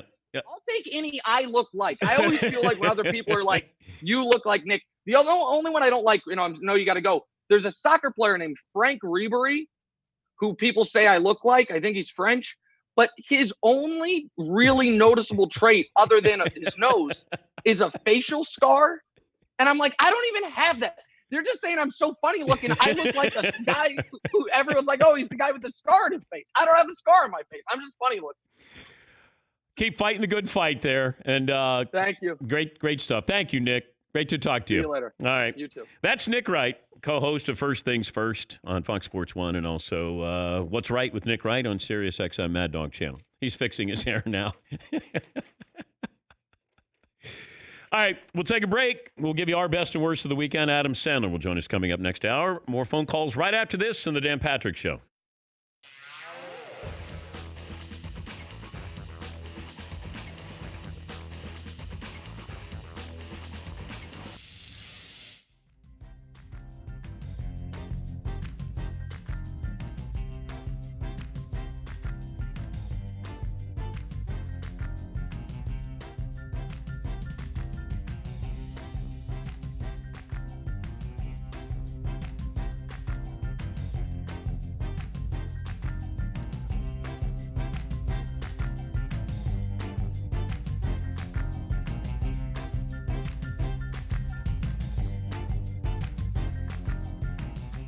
Guys, I got some good news and I got some bad news. Now, the good news is we all had a great weekend. I think the weather was great. A lot of nice texts from everyone having a fun time this weekend. Father's Day was yesterday. Now for the bad news. 4th straight year. I got this.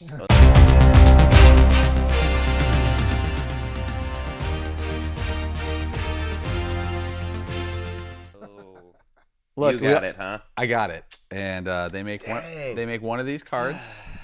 And I got it for the 4th straight year. Look, everybody has a run. I didn't get it. I've been a father for longer than 4 years. I didn't get it the first few years. First 7 years, I didn't get it. It's hard to keep a dynasty going. Right, that's what I'm saying. And salary cap. Right. Even if you stayed in the top 10 with all the millions of dads in the world, that would still be. I don't want to be Well, I don't want to be like the Warriors, where all of a sudden I'm getting the first pick of the draft. Like I've had a really bad dad year, but they made one of these. Mine's more of a Patriot type dynasty. Right. Sprinkled and throughout. some good years, and then a stretch, a couple of good years. And now it looks like might be headed back down again. So congratulations. You're in the Jared Stidham era of your fatherhood? Yeah. I'm sort of more like the Detroit Lions, where it's like, this might be their year. Oh, no. This lost in the playoffs again. Want to hear the kicker? Yeah. This card that my daughter Molly gave me yesterday is the exact same card that she gave me last year. She actually went, found it, repackaged it, and gave it to me again. Well done. I was actually going to ask, Paul, did you buy this yourself? Did you thought it would be a good bid in the morning meeting? That actually dawned on me. I'm like, would Paul see this in the store and buy it? Think he could do some pithy jokes in the morning meeting? Yes, I would think you would be capable of that. I would be capable. And your handwriting looks vaguely familiar to like a 7-year-old's. Oh yeah. Yeah. Wait, who knows? Questionable. Let's move on.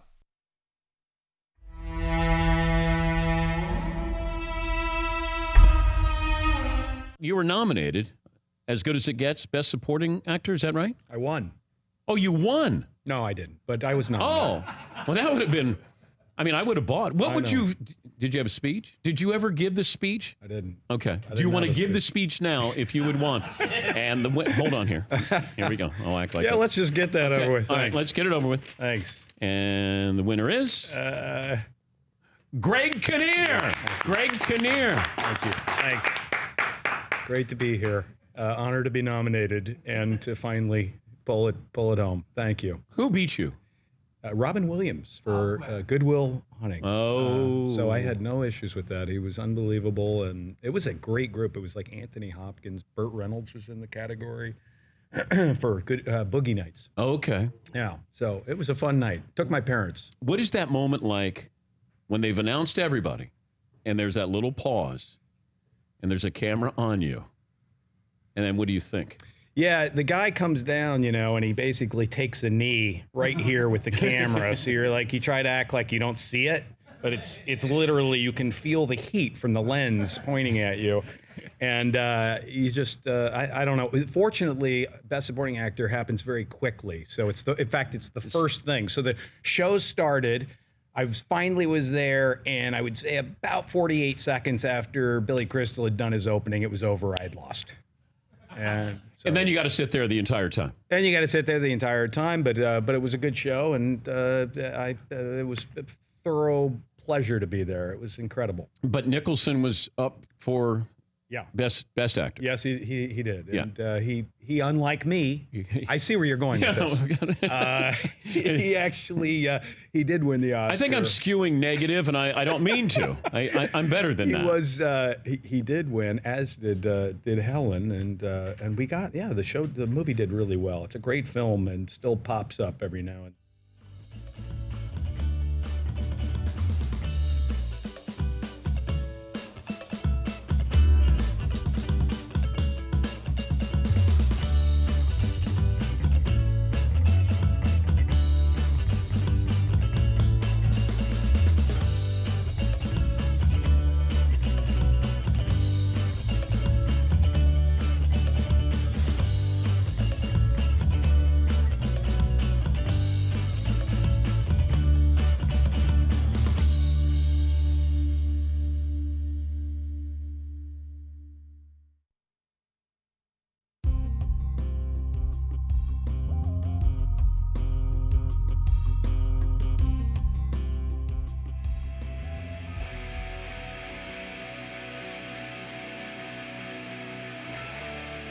Best and worst of the weekend. I misspoke. Baseball's still offering a 60-game season, and I mentioned 50. 60 games. I don't think they budge off 60. I think that's what they've kind of put on the books of this is what it's going to cost. This is how much we're going to lose. This is how much we're paying.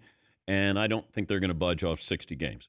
I don't know if the Players Association is going to say, all right, okay, we give up. We'll take the 60 games here. And then we'll take it out on you owners with the next round of negotiations. Let me get a couple of phone calls, then we'll do our best and worst of the weekend. Jeff in Pennsylvania. Hi, Jeff. What do you have for me today? Hey, Dan. Thanks for taking my call. Second time, long time, 6'4", 200. I got two best for you. My first best, and just let me say, when you guys do any of your hot guy drafts, it always makes me question my manhood. But I'm not sure if you guys seen this. Over the weekend, I had a question again because the NFL memes Facebook page, they posted photos of all the NFL quarterbacks made up to look like women. I think all they did was saw that. on makeup. Yeah. But my Raiders quarterback looked like Avril Lavigne. Big Ben looked like Amy Schumer. But I'm not ashamed to say that Jimmy G is one attractive woman. My second best is spending Father's Day with my wife, 2-year-old and 6-month-old, who got me my first piece of Las Vegas Raiders gear. Shout out to Bucky Larson. Mark Davis for getting that move done. Wow. And last but not least, suck it, Broncos fan. Have a good one, Dan. Wow. What is that about? Wow. I'm just sitting here innocently, and he's dragging me into it. Last week, you were labeled the heart and soul of this by a preacher, I think. It turns that quickly, It really Todd. does. The ups and downs like that in the business. Brian in Texas. Hi, Brian. Best and worst of the weekend. Hey, bud. Yep. The best of the weekend was being able to watch golf without somebody in the gallery yelling out on every tee shot, "Get in the hole!" And the worst was, of course, the rain delay. All right. Well, thank you, Brian. I have a friend who hates the Cleveland Browns, and he sent out the pictures of the NFL quarterbacks if they were women. And so you had Joe Burrow. I think he was saying the AFC North, and it was you had Ben Roethlisberger, and you had Lamar Jackson, and you had Joe Burrow, and they were all dressed up as women, and then they left Baker Mayfield looking just like Baker Mayfield, as if this is what he looks like as a woman. And I went, wow, that's mean-spirited. Funny, mean-spirited. Yes, Todd. Did you take a second look at Joe Burrow as a woman? I did. I would have asked the female Joe Burrow out for sure. Just throwing it out there. Oh, I know. You text me to say, hey, Joanne Burrow, whatever. I could, you know what? Let's go to the movies, grab a little bite to eat. How would we look as women? Oh, there it is. Yeah. Well, just keep an eye on the email. It should be fun. I'm sure Chat Row will assist. Who has the softest features in here? Todd's got the softest hands by far. And I'm just soft in general, so yeah. There you go. Yeah. Seton probably has some soft features. Yeah. I could see that. Yeah, I could see that. Shop out the beard. Yeah. If they go back like 10 years. Yeah, that youngster. Yeah. Yes, Todd. Does everybody know what their name would have been if they were a girl? Mara. You would have been Mara? Yeah. Oh. So you're named after Seton Hall. Correct. Or you've been named after the owners of the Giants. Okay. My mom never brought it up. Really? No. I was going to be Wendy. That was. Wendy. Oh, Wendy. McLovin, do you know what you would have been if you were a girl? Not attractive is one thing I can tell you. Well, my sister's very pretty, but my features do not lend themselves to that. Did you guys know McLovin had a sister?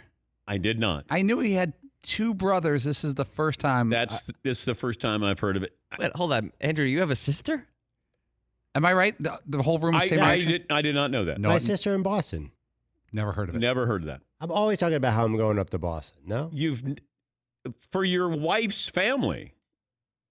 Or somebody's up in... Yeah. That's true, too. Andrew's mentioned once or twice that he has in-laws, but I didn't. I always thought it was a brother, not a sister up there. Okay, Fritzie... I thought it was his wife's here we go. family. Fritzie, You guys just found out recently that I was a sister. you hid the fact that you had a sister. Yeah, like as if I was embarrassed or she had some kind of disorder or something that I was trying to hide somewhere in a back room. I had thought that you guys were aware of that and didn't come out, I guess, till... How am I aware of it? I don't know. Until you met her at my kid's bar mitzvah or something like that, or you saw the picture of her on my dad's knee where she looked like a part of a ventriloquist act. But she came up to me and she goes, I'm the sister Todd doesn't want to talk about. Terrible. And yes, Seton. This is fascinating. Fascinating turn of events Why for is the a Monday. back row ashamed of their sisters? It's so odd. Wait, but I don't know exactly how many siblings. I know Paulie has one sister. Yeah. Seton definitely has a brother, but I'm not 100% positive that's it. No, I have a sister too. Fritzie's got a brother and a sister. And I don't know exactly how many brothers and sisters you have. I know There's 6 of us. Yeah. Oh, I thought it was 5. No. Well, there's 5, and me makes 6. But yeah, I got 3 brothers, 2 sisters. Oh, I thought you had 1 sister. That's why I missed it. Yeah. Yes, Todd.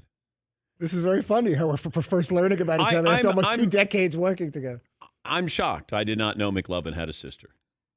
You guys all knew Seton had a sister? Yeah, he's mentioned it. My sister is actually I see what you're doing, and it's funny. Really, where's she live? It's like, just because you don't pay attention to our families doesn't mean that we're hiding them. But my sister is the person that came up with Jimmy Lipper. She's her yes. fingerprints are all over this show. So yeah, my sister is very much a part of it. I liked Todd. I really appreciated your sister. She sends me text messages a lot. She's very nice. No, Keeps it clean, I'm sure. No, they are. But she's very sweet. She's very nice. She's a big Josh Groban fan, almost to the point where it's disturbingly uncomfortable.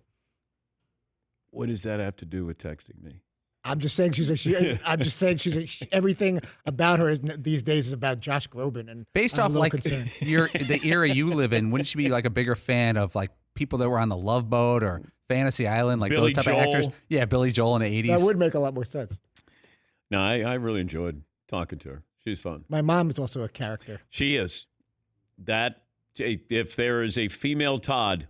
And if you've ever watched Everybody Loves Raymond, she is the character that Doris Roberts played, like to a T. It's scary how many things in my family mimics what goes on in that show. Your mom, very pretty woman and energetic, loves to talk.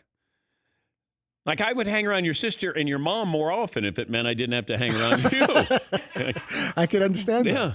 We should have your mom come in for the day. But they tend to ramble like I do, but at least what they have to say is entertaining and interesting. I had to leave your sister at the bar at the bar mitzvah because they'll keep talking. I did. She was still talking, and I just sort of drifted away. And you could put up whatever social cue you want. Anyway, I gotta go. My kid's bleeding. Whatever you come up with, they'll keep talking. Building's on fire. Yeah, and then she They're taking my wife away in handcuffs. I should probably go see. No, wait a second. So anyway, so this is what I did yesterday. It's still just the most amazing moment. Hi, I'm Todd's sister. You probably don't know about me. And you're right. You don't know about it. We keep her up in the attic. Don't go in the attic. Not a good place to go. More phone calls coming up. We'll give you our best and worst of the weekend. And Adam Sandler will join us. Final hour this Monday. Coming up here on the Dan Patrick Show.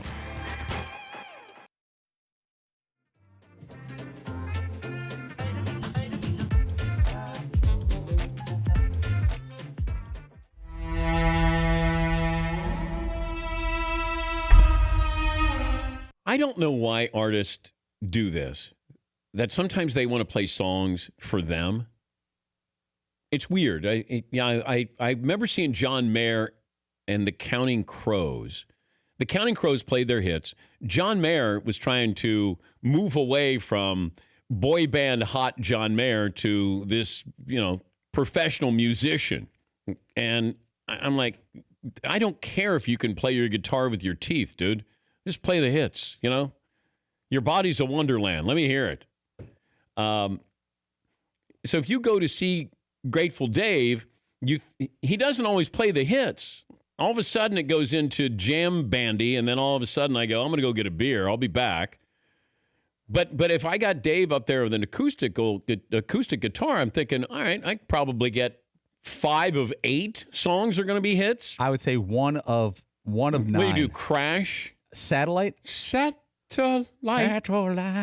but I see. But if you're a fan of the artist, you would have to appreciate that you're getting to see him probably do songs that he doesn't normally do. No. So that it's actually sort of like if you're going into this smaller venue to go see that, and it's just him and a guitar, you're actually witnessing something pretty special. That you could go and, all right, John Mayer's going to do Your Body is a Wonderland. He's probably done it 10,000 times, and if you've seen him a handful of times, you've seen him do it over and over again. But when they give you that one song you haven't seen them do yet, that's sort of like a gift to you in a way. But how many are seeing an artist for the first time as opposed to repeat? Now, Springsteen still plays all the hits. U2 still plays all the hits. Anybody who's going to see Dave Matthews for the first time now, Paulie is, well, yeah, but he doesn't like him. Right. But I don't dislike him. Yeah, but still, so you're not actually a fan of him. Right. So, but the fans who were in attendance, nobody can honestly be sitting there right now being like, I can't believe he didn't play Ants Marching. What? There was a lot of that. I'm serious. No, I heard people I could say that. see that. Like, I've only seen him play that 18 times. How could he not do Ants Marching? Like, what? But at a venue like that, where it's a charity event with 2 other artists there, you're probably going to get some first timers, I'm guessing. And that would have been, you got to play the hit. Why does Springsteen play the hits? Nobody plays more concerts than Springsteen. No one. Well, he also plays for like 3.5, 4 hours. But he plays the hits. Maybe we need to play 3.5 hours and play all the hits. Jimmy Buffett does all the hits. Bruce Springsteen throws in hits. But he doesn't. He doesn't do wall to wall 4 hours. Yeah, but he hits. does Rosalita, Thunder Road. He doesn't Born do to Run. Rosalita every show though. He's like when you go there and you're like, oh man, I hope he plays Rosalita. What's the percentage of concerts where he doesn't do Rosalita? I bet it's high. That he doesn't? Yeah. Yeah, I wouldn't think so. I think Born to Run.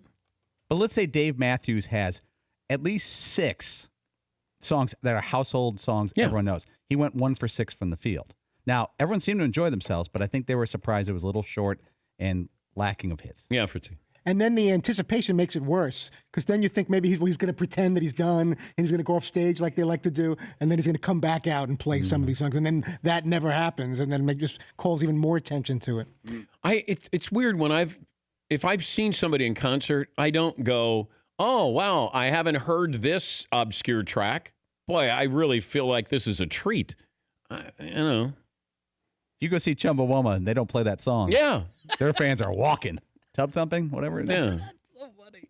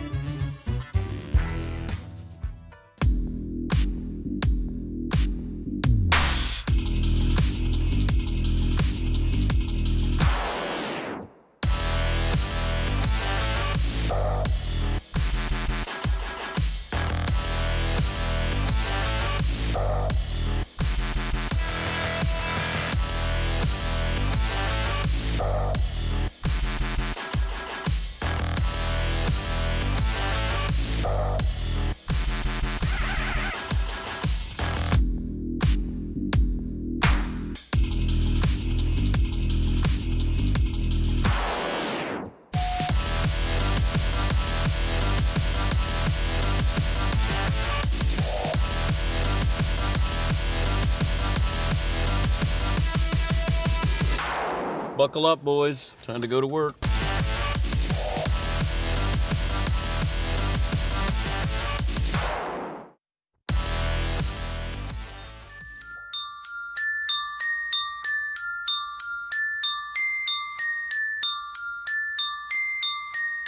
Welcome to the Dan Patrick Show, bringing you the biggest guests and best interviews. We're talking to Andrew Brandt, the Monday morning quarterback columnist. If Jamal Adams called you for advice today, what would you tell him? Once you get to trade demands, then you're not talking. Then it's kind of like baseball. Then you're just kind of in the corners. Yep. You know, can we get to a contract and not have him sit for 2 years waiting for that to happen? Talking to Paul Feinbaum at the Mothership. If you ran Oklahoma State's athletic program, what would you do? I would get rid of him. Really well known for one thing, Dan. He gave a memorable speech. I'm 40 and I'm a man. He's 50 now, and he's a buffoon. Broadcasting from the Mercedes Man Cave. This is Dan Patrick. Welcome to the program, already in progress. Dan and the Danettes, Dan Patrick Show. It was a good weekend, but not sports-wise, because there were so many things that came out. What happened with Bubba Wallace, the college football players testing positive, no progress on the baseball front. I don't know what's going to happen with college football and the NFL, the NBA, but Dak Prescott got signed. I guess that's some positive news there. I think if you're a quarterback, the guy you probably want to emulate is Tom Brady, right? Because he's the GOAT when it comes to winning Super Bowls. But if you want to get paid, the guy you want to emulate, the quarterback you want to emulate is Kirk D. Cousins. Now, he's been kind of good and kind of not good in his career, but when it comes to getting a paycheck, he's elite. He's really good. Remember in Washington, he got the franchise tag twice. Then he parlayed that into 2 monster deals with the Vikings. Kirk Cousins is 31. Kirk Cousins probably has another monster contract. Dak Prescott is well-versed in Kirk D. Cousins' contract history, I'm guessing. He's got his first franchise tag, and it came out yesterday. He plans to sign it. He's going to make $31 million. That is, unless Dallas reaches a long-term deal by July 15th, or they could tag him again next season. Then he makes $37 million. In other words, don't worry about Dak Prescott, tag or no tag. He's going to be just fine. You start to look at the quarterback contracts. I just think we move on after a while. Russell Wilson is the highest paid player in the league, I believe, right now. It just feels like it goes monthly. And, you're going to have Dak make his money. Deshaun Watson's going to make his money. We're not going to be anywhere near as interested in Deshaun Watson as we have been with Dak Prescott, because one plays for the Texans and the other one plays for the Cowboys. But Dak Prescott getting paid, eventually they're going to have to disassemble this team because of these contracts and Dak Prescott. There's no hometown discount here. If he makes $37 million, he wants a 4-year deal. Cowboys want a 5-year deal, and it's because Dak wants to get into the market again by age 30. Dallas wants to have him for probably 5 more years, and then they'll decide if they want to keep him for the rest of his career. But that was some of the things that happened over the weekend. We got a poll question. Adam Sandler will join us coming up. We'll give you our best and worst of the weekend as well. McLovin, poll question. Is Dak a top 10 quarterback? We're at 61% saying no. It was closer to 50 earlier. He's like 10 to 12, right? Is that fair? If I said top 12, it'd be... Yeah, we had Nick Wright on from Fox Sports, and he said that he's probably somewhere between 8 and 12. I mean, I'm fine with it. I'm not going to get, if you said he's a top 5 quarterback, then I would have some pushback. But if you say he's 8, great. I don't know. I know that Vegas values him as far as the MVP race. I think he's in the top 5 for that honor. And I do think he's valuable.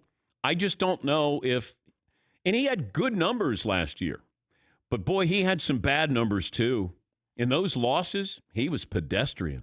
When they're good, he's really good. When they're bad, he's really bad.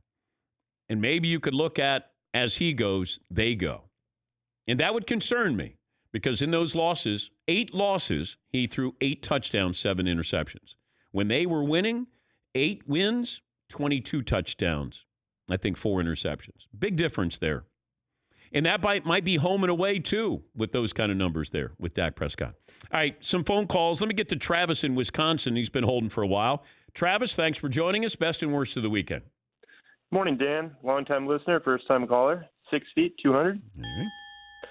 I wanted to start with my worst of the weekend. Obviously, the whole Bubba Wallace mess, and I don't need to get into that any further. Best of the weekend, I had two. Wanted to start with Kevin Love's ESPY Award for the Arthur Ashe Award. Thought that was an awesome honor that he got, and just the explanation and why he won it with mental health awareness and everything during this whole COVID pandemic seemed really relevant. Yeah. And it's inspirational. Yeah, it was. I think it takes a lot of courage. And I mentioned this before. I went through horrible bouts of depression. And then you don't want to tell anybody that you're depressed. And then you realize to help you get out of that dark world, you do have to talk to people. And Kevin Love coming forward was the best assist he'll ever have in his NBA career. Because it's okay to talk about it. I think in growing up, if we didn't talk about somebody being depressed. You had mental issues. If somebody was in a dark place, you have mental issues, you're disturbed. Now it's depressed. I'm depressed. There's depression. And, people would why would you be depressed? You don't choose to be depressed. You got all the money. You got to go, you got this, Kevin Love. Hey, you're a millionaire. How are you? Good-looking guy. How could you be depressed? You don't choose to be depressed. It chooses you. But I thought, what Kevin Love did is, and it's been such a long time ago that we sort of forget. That takes courage to talk about it. Not that I had the courage, because my wife is the one who said, if you say something, it can help one person, because I didn't want to do it.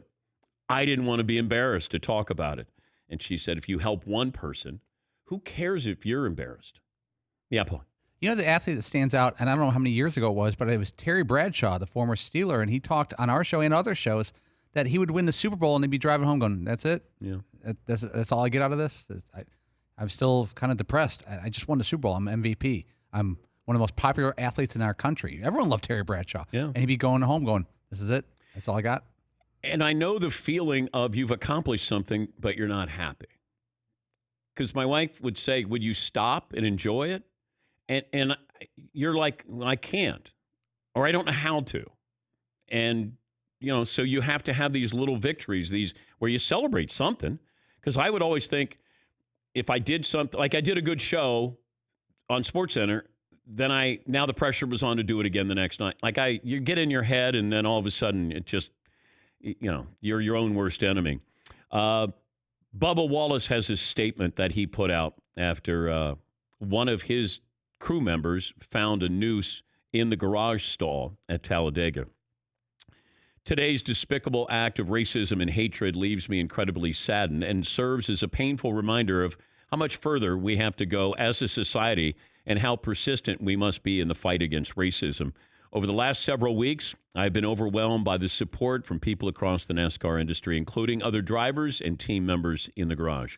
Together, our sport has made a commitment to driving real change and championing a community that is accepting and welcoming of everyone. Nothing is more important and will not be deterred by the reprehensible actions of those who seek to spread hate. As my mother told me today, they are just trying to scare you. This will not break me. I will not give in, nor will I back down. I will continue to proudly stand for what I believe in. He has a race in about 5 hours from now, weather permitting. 4 hours from now in Talladega. I don't know how you channel that feeling into a car. And I've asked drivers, can you drive angry? And to a man, they always say you don't want to drive angry.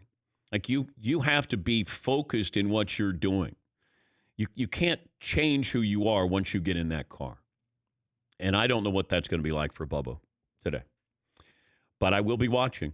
I certainly rooting for him. Be a great story. All right, some phone calls, and then we'll get to our best and worst of the weekend. Then Adam Sandler will join us. It was 30 years ago today that he got his job at Saturday Night Live. Although that didn't really go well for Sandler. Why are we bringing up something that was kind of painful It there? got him to where he is. Yeah. The ending at SNL wasn't great. He got fired or not renewed. Didn't they ask for more money and they just never heard back or something like that? Well, that's the Hollywood way of saying no. I learned this. When you call somebody or you're waiting for somebody to call you back and then they don't, it's called the Hollywood no. And as McLovin has told me before, he got a lot of Hollywood no's from women when you were in high school. Hey, high school. You can send that way.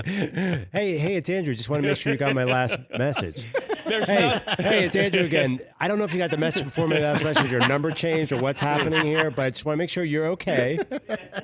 You're okay. There's nothing more humbling than following up by saying, hey, don't know if you got my last message. Oh, yeah, I got it. I have no interest in getting back to you. Jordan in Tennessee joins us on the program. Good morning, Jordan. How are you? Hi, Dan. I'm good. 4'10", 90. Just wondering, what is your favorite Adam Sandler movie? Because I know you're in some of them. What's your favorite Adam Sandler movie? Mine's Blended. I also like your role in it. Oh, well, thank you. Well, you have great taste in movies, and thank you for calling. Have a good day. All right. Well, thank you, Jordan. I don't know if my favorite Sandler movie is probably Mr. Deeds. I love John Turturro in Mr. Deeds. I have, there's quite a few of them. There's trying to think. Just Go With It is great because I get a starring role in it, and I get to hang out with Kidman and Aniston. Yes, McLovin. I think even though you're not in it, Billy Madison has a special place because it's the first. You know what I mean? Like, I think it's the first one, yeah. And Happy Gilmore, too. Yeah, Happy Gilmore is up there, too. And the week of, there was a scene in the parking lot that really that was not a good scene there for you guys. Let me go around the room and start. Todd, best and worst of the weekend. My best of the weekend, between the second and third rounds of a UFC fight Saturday night, in spite of his coach Robert Drysdale's refusal to stop the fight against Austin Hubbard, lightweight Max Rosekoff, hopefully I'm pronouncing it right, sticks up for himself, stays in his corner, tells the ref he didn't want to continue. I thought that was pretty awesome. In spite of the coach refusing to throw in the towel on his behalf, he just didn't continue. So his corner didn't want him to quit?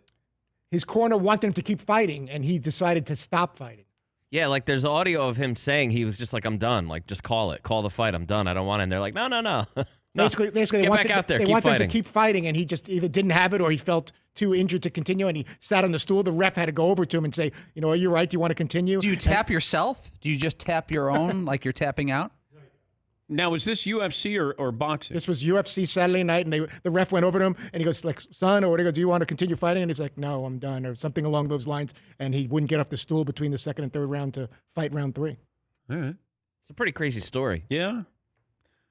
I give him credit. Now, the competitor in me would be like, no, you got to get back out there. If you know, because you never want to give up. It's your corner that says, no, you're spent. For him to go, I'm done. I give him credit. Yeah, Paul. But the bigger story is, does he want to continue being a fighter? Because the ability to get punched and continue fighting is probably really important in that sport. Yeah, but he could have been in trouble, and maybe his. I don't know. I'm trying to figure out why you would tap out in that sport, because those guys go until a limb falls off. Yes, Tom. And it's being investigated in some way, shape, or form as to this coach, Robert Drysdale. How much of it at fault is he? Is it just he decided he didn't want to fight anymore and just quit? Or was there a legitimate health reason why he just couldn't? He thought it would be dangerous to continue fighting. McLovin. Okay, I want to forego the best and worst and do celebrity birthdays here, if that's okay with you. Okay. Okay, Chris Christopherson, 84 today. Pretty good. Meryl Streep, 71, and Cyndi Lauper, 67. Girls just want to have fun. Yeah, that's a pretty good day. Meryl Streep, Cyndi Lauper. I know you have a famous day yourself, but Chris Christopherson, 84. That's awesome. Yeah. Donald Faison, 46. There you go, from Scrubs. That's a fun dinner to go to. If you can go to dinner with all those people at the same time, that'd be pretty cool. Chris Christopherson is a brilliant guy. Yeah. He might be a Rhodes Scholar, or I think he might have something like that. Went to Oxford, or Chris Christopherson. I went out and bought his catalog of music one time. Why are you laughing when you say that's not what he wants to hear? Well, I know, but it's just, it kind of speaks to how I am about things, where I sort of lock in. And I read a Rolling Stone interview with Chris Christopherson, and I immediately went out, and I was aware of his music, but I came home with all of these CDs, and my wife goes, "Why don't you just start out with one?" And I go, I couldn't, hon. I bought them all. Just get them all. I bought the catalog of Chris Christopherson. Yeah, Paul. He seems like a good guy. He's talented. I saw him in a lot of movies, but his parents couldn't think of any other name but Christopher. His name is Christopher Christopherson. Nothing else. Chris and Christopherson. it's K-R-I-S, right? In both names. Yeah. First and last. Chris. Ugh. Yes, McLevin. I thought he was working as a janitor when he wrote Sunday Morning Coming Down for Johnny Cash. That's why I'm surprised. I'm reading about his education. It's unbelievable. Yeah, he was a brilliant guy. Yes, he is kind of more famous for the songs he wrote that other people sang or made famous. Yeah. That's kind of an interesting place to be. Yeah. And me and Bobby McGee being the big one. But he did the movie with Streisand, right? The Main Event. No, Star is Born. No, right? Star is Born. But the big song, I think, from that was The Main Event. The Main Event. Don't you remember that? No, Star is Born, that was a big deal because he's with Streisand, Babs. And that's been done, I think, 4 times. I don't know if The Main Event has been done. But that was like a big song. They were wearing boxing gloves. Deep dive on Chris Christopherson. Yeah, So no. no one Yes, saw that. yes, McLeod. Wasn't he also like, I knew him as an actor growing up, like he was in the Blade series and stuff. And then later when you find out what a brilliant musician. Yeah. I've been listening to a lot of Johnny Cash. The whole weekend, listening to Johnny Cash. Seton O'Connor, best and worst of the weekend. All right, I'm going to stick with music, actually, and it's not really a best or a worst. It's a holy crap, I can't believe that happened of the weekend. Oh. Did you see that they auctioned off the guitar, the Prince? acoustic guitar, that Kurt Cobain played in the MTV Unplugged series, and they estimated that it would go for somewhere between $1 and $2 million. Did you see what it ended up going for? Do you want to guess? $6 million. I would not have guessed that. $6 million. And they said that they had 7 bidders for it and that it still went up that high. I mean, that's way higher than what the estimates were. And Paul Allen is no longer alive, the Seahawks billionaire owner. He passed away, and he was a collector. It might have been Irsay. Jim Irsay. He collects a lot. I saw where Prince had that electric blue guitar of his, but that only sold for like $500,000. There were a lot of other. This was like auction weekend, sports auctions. Kobe's Laker ring. Did you see where there's some billionaire who's supposedly got the Lakers over at his house, and he's got an indoor basketball court, and they're staying there to practice? I don't know. I think Bill Simmons had this on The Ringer. I don't know who it is. I saw that. Yeah. Yeah, but. Hey, who's coming over for dinner? The Lakers are, and they're going to stay for a while. Yeah, McLevin. There's also, they're auctioning off a LeBron rookie card it's starting at $1 million this week, and cards are not hot really. Okay, or maybe they are. Is that I never know this. Like a Mike Trout card that's really rare. How many of those cards are made? And like that LeBron card, how many of those rookie cards were made? 23 Upper Deck exquisite cards ever produced, and he signed this one. Oh. Bidding starts Monday, and they're saying like $1 million. Okay. Seton, did you have a worst of the weekend? No, mine was just the holy crap of the weekend. Okay. Paulie? Good best of the weekend, a good slate of Premier League games. Basically a full slate of soccer. Got to watch. Worst of the weekend, try watching Everton-Liverpool, which should be a great match. Those are rivals, derby. 0-0. It's 0-0. Yeah, Paulie. I know. I'm going 0-0 because it was that bad. I'm not even going to give them the 0-0. No fans, no noise, no goals. That's a toughie. That was a toughie. I tried. And Liverpool does not need to win. They're just kind of on cruise control. That was not fun. The Reds. Yeah, your Reds. Yeah, my Reds. God, I've been following them for a long time. All right, let me take a break. 20 after the hour, Adam Sandler is going to join us. Coming up next here on The Dan Patrick Show. You check things all the time, email, Instagram, check something important. Well, what could be that important? Your credit. Discover makes it quick and easy. Best of all, it's free. Discover's now offering FICO credit scores. That score is used by 90% of top lenders, and they're doing that for free. Even if you're not a customer, checking your score won't hurt your credit, and you can check each month for changes. It's called the Discover Credit Scorecard. Free for everyone. Learn more at discover.com/credit scorecard. Discover.com/credit scorecard. Limitations apply.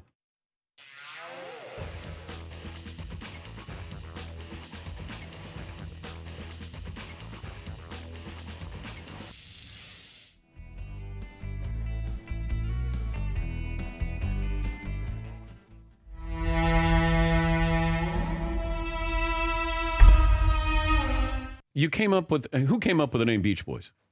A record promotion guy in the West Coast. We didn't know what to call ourselves. We wore these Pendleton shirts, the plaid wool shirts over the T-shirt to keep you warm as the sun going down. You're at the beach. But we were calling ourselves the Pendletones. And they said, no, the song's called Surfin'. That was our first song in the fall of '61. Surfin', why not the Beach Boys? It was Russ Reagan, who became a record company president after, years later, but he was a promo man. I said, well, that's better than what we've got. So it stuck, the Beach Boys.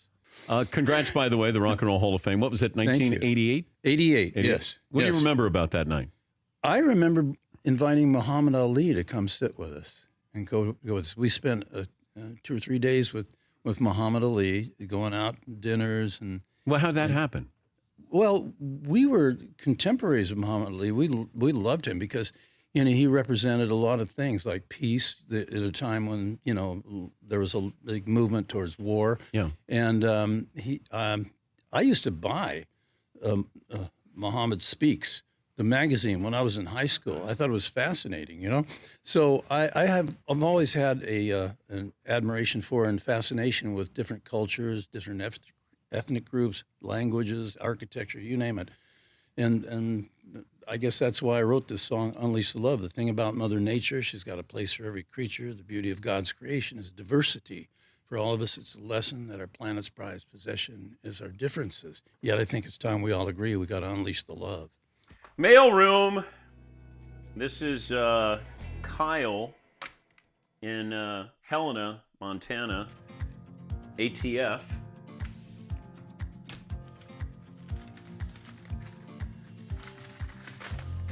This is Nikki and crew, Toffee Club of Hawthorne, on Hawthorne. That's a soccer bar. I like that a lot. Thank you for that. Sheriff's Office, Vigo County, Indiana. Thank you. That's from Jeff Fox. Vigo. He even had a pronunciation in there. Probably didn't think I was capable of pronouncing it. Team Spirit and Innovation, Transportation Security Administration. Not one, but 2 patches there. That's Marcus in South Carolina.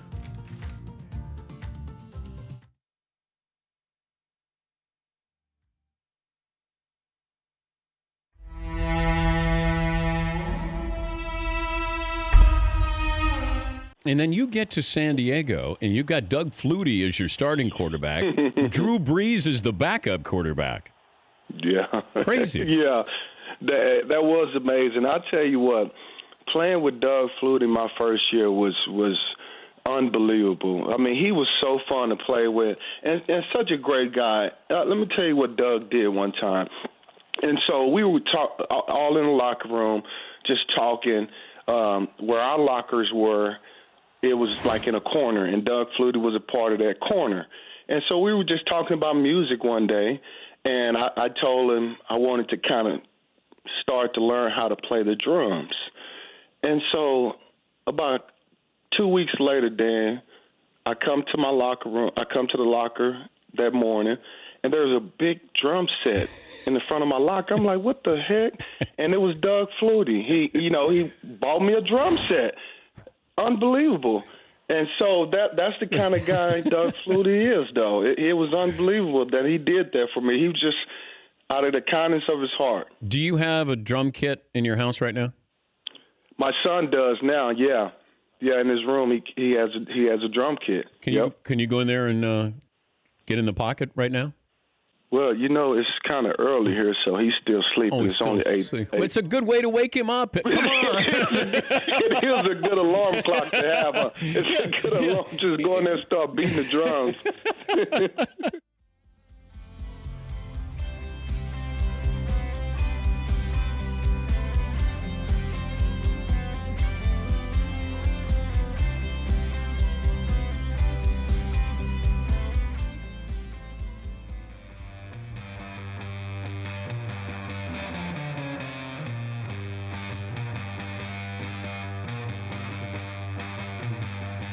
2, 3, 4.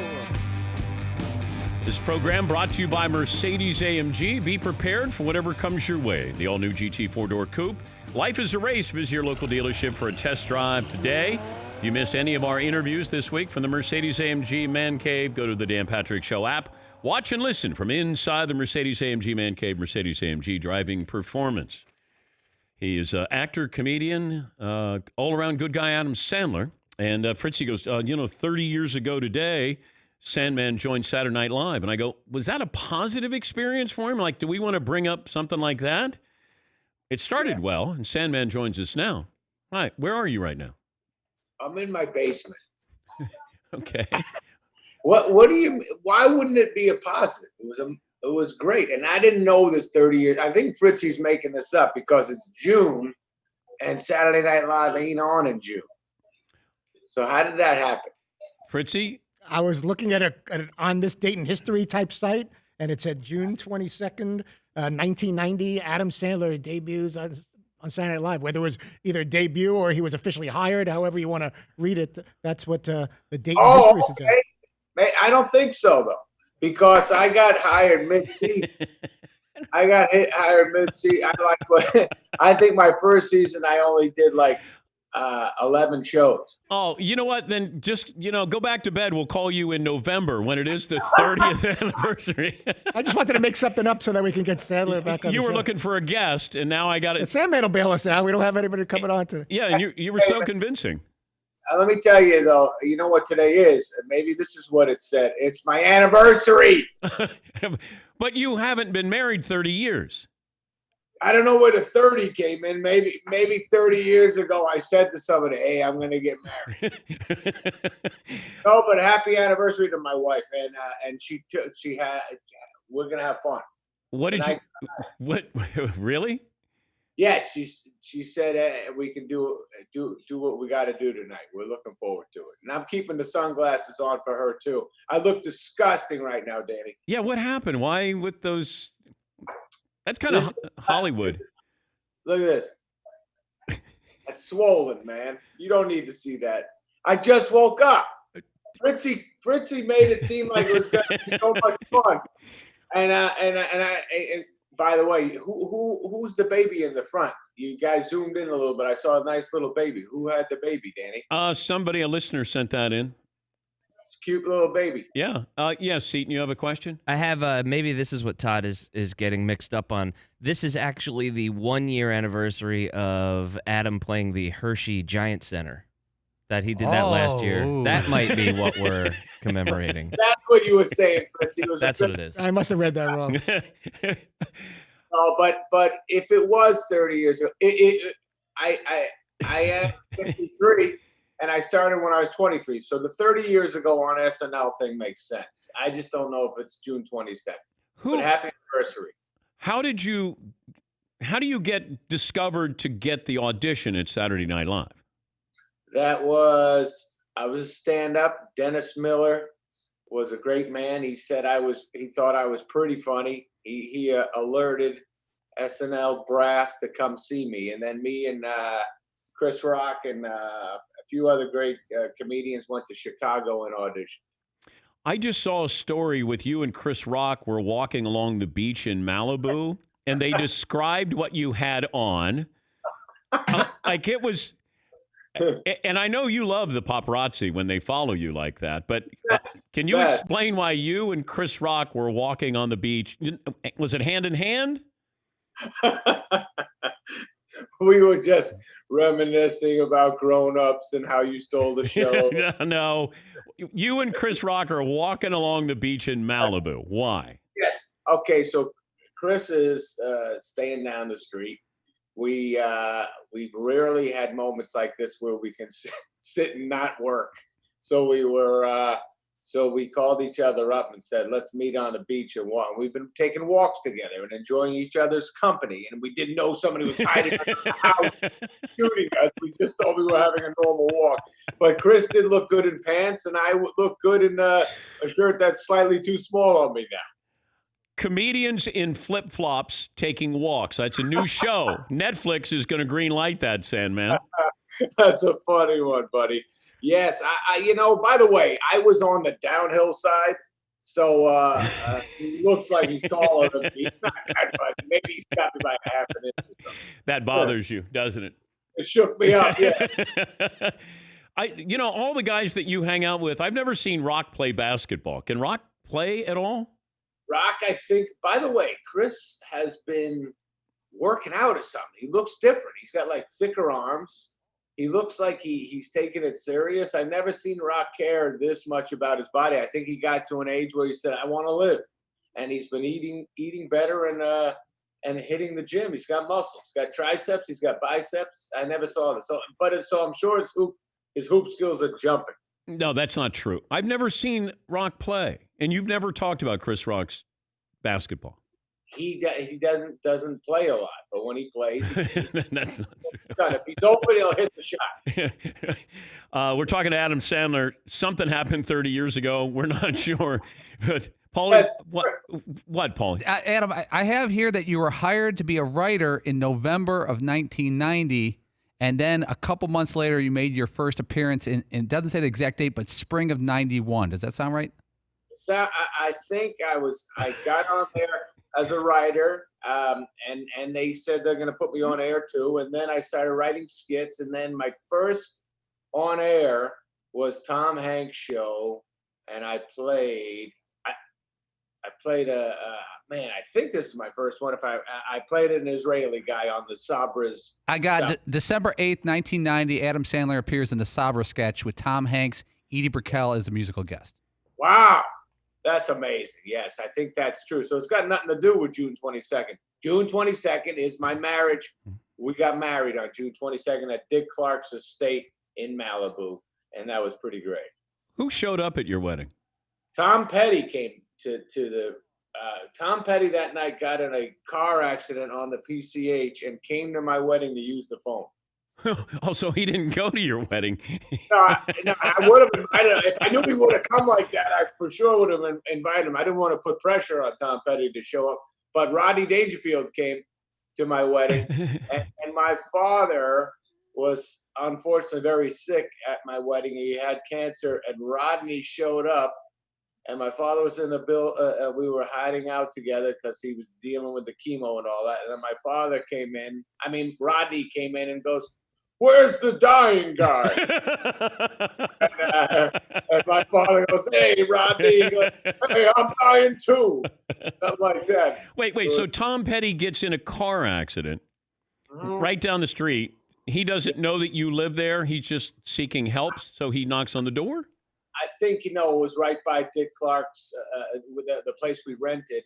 And I think he was like, "Oh, I know Adam, so I'll go get some help over there," I think, and he came in, and all my New Hampshire friends went bananas, and they're like, "It's Tom Petty, Hitler's wedding? What the hell is happening?"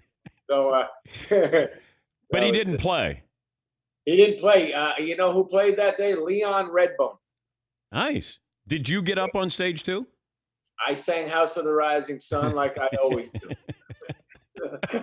It's a very romantic tune. No, and I wrote a song for my wife. I sang that too. Yes. Do you remember it? I don't remember everything, but it was back then. It was to the tune of "Grow Old with You" from The Wedding Singer. I wrote all the words for Jackie. Yes. I like the wedding singer. Like I like you, that person in the wedding singer. Like that guy's a good guy. Imagine if I was like him all day long. It would make everybody happy. That's not possible for you. Oh, my kids look at him and go, "You're not like that, Dad." How was Father's Day? It was great. Thank you. My they went nuts. How was yours, Danny? I didn't get any cards. I didn't get any presents. Well, it doesn't. They loaded me up. I'm drinking out of something right now. Can you see this cup? What's it say? I can sort of see it. It says Dad Shark, and then it says my two little kids. I don't know how that happened.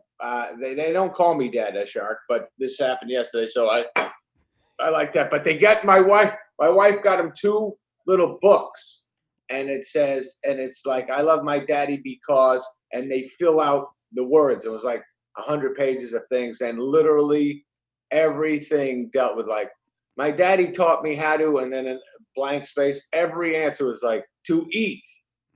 Everything was about how much food I showed him over the years. Hey, when does the movie Hubie Halloween that we shot last summer come out? Yes, you are excellent in it. Funny, make me laugh a lot, Danny. And I think in October or late September, but probably October for the Halloween of it all. And that'll be Netflix. People allowed to be trick or treating then? Okay. Danny, yeah. Danny, yeah. Will people be allowed to trick or treat by then in October? No, right? Yes.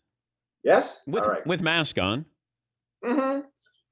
Nothing wrong with that. Keep social distancing. All right. The LeBron James project. Yeah. Has that started? No, I mean can't make a movie yet, but we've been working on it, putting it together. I'm gonna send you a draft in like a week, but it's a real cool movie, and I'm things are kind of coming together. It's just talking about if you can actually shoot a movie right now, a full movie. It's tough. And so what role does LeBron play? No, LeBron's company and Joe Roth's company, they had the script, and it's about and they brought me on there to be part of it, and it's about a scout for the Sixers finds a kid in Spain, and it's about bringing him over to the just trying out for the NBA. His life, my life and his life together. But so what role do you play? I'm the scout. I'm in Spain, and I see this kid playing, and I bring him over. And it's really good. The movie's really good. It's just about if we can shoot it and when we can shoot it. It's tough, man. One day I think it's going, and then the next day I'm like, all right, we better wait, because you don't want to put anybody in danger. So that's it. My wife hasn't been able to get through Uncut Gems because she says it's too, like, the anxiety. Yeah, she can't do it. No, it's tough. It's like during the pandemic, when people would say, "Hey, I'm watching the Uncut Gems," I'd be like, "Oh man, it's a bad time for that movie." But I agree with you. It's tough. It's a tough one. Could you put your sunglasses on? I mean, it's kind of bothering me the way you look today. Thank you. That helps, man. That helps. I look disgusting. It's really gotten grosser and grosser over the pandemic. Would you do cosmetic surgery? Oh, yes. I never thought so until this week. And I'm like, well, why wouldn't I? What the hell I got so many things I can do. How about you, Danny? Would you tighten anything up on you? I've had too many surgeries, Sandman, on just keeping my body together that I don't want needles. I don't want any of that stuff. But if you could pick one that would you wake up the next day and it's better, what would you do? Oh, I don't know if just one would do it. I would, if I could do anything, I would give Fritzie my kidney. He does. Wow. He doesn't need it though. I do get a lot of kidney stones, though. You get kidney stones? I sure That's do. a painful one. You get them a lot? I have to take like potassium citrate every morning to keep the stones from forming. Oh my God! How many times has it passed, Fritzie? I get the ones that are these staghorn calculi that they actually have to surgically remove and put a stent in your kazoo and not just pass. Are you kidding me? Oh my God! They're too big to pass. They're over 7 millimeters, and then they got to put me on an operating table to get them My out. God! You got to naturally let it pass one time just to see if you can handle it. Brutal. Come on, Fritzie, you got to film that. Let it go through. Oh. The doctors, they say it's so big that they actually have to either open up your back or go in and do some kind of procedure to get it out and put you out and actually operate on getting this done, or break it up with some kind of special device where they blast it. It's terrible. You must by now, I hope this isn't too graphic, have a 3-inch pee hole. That long rubber tube that they put in there, that stent, is not a good time. It's not that long, that tube. Nice. Yeah.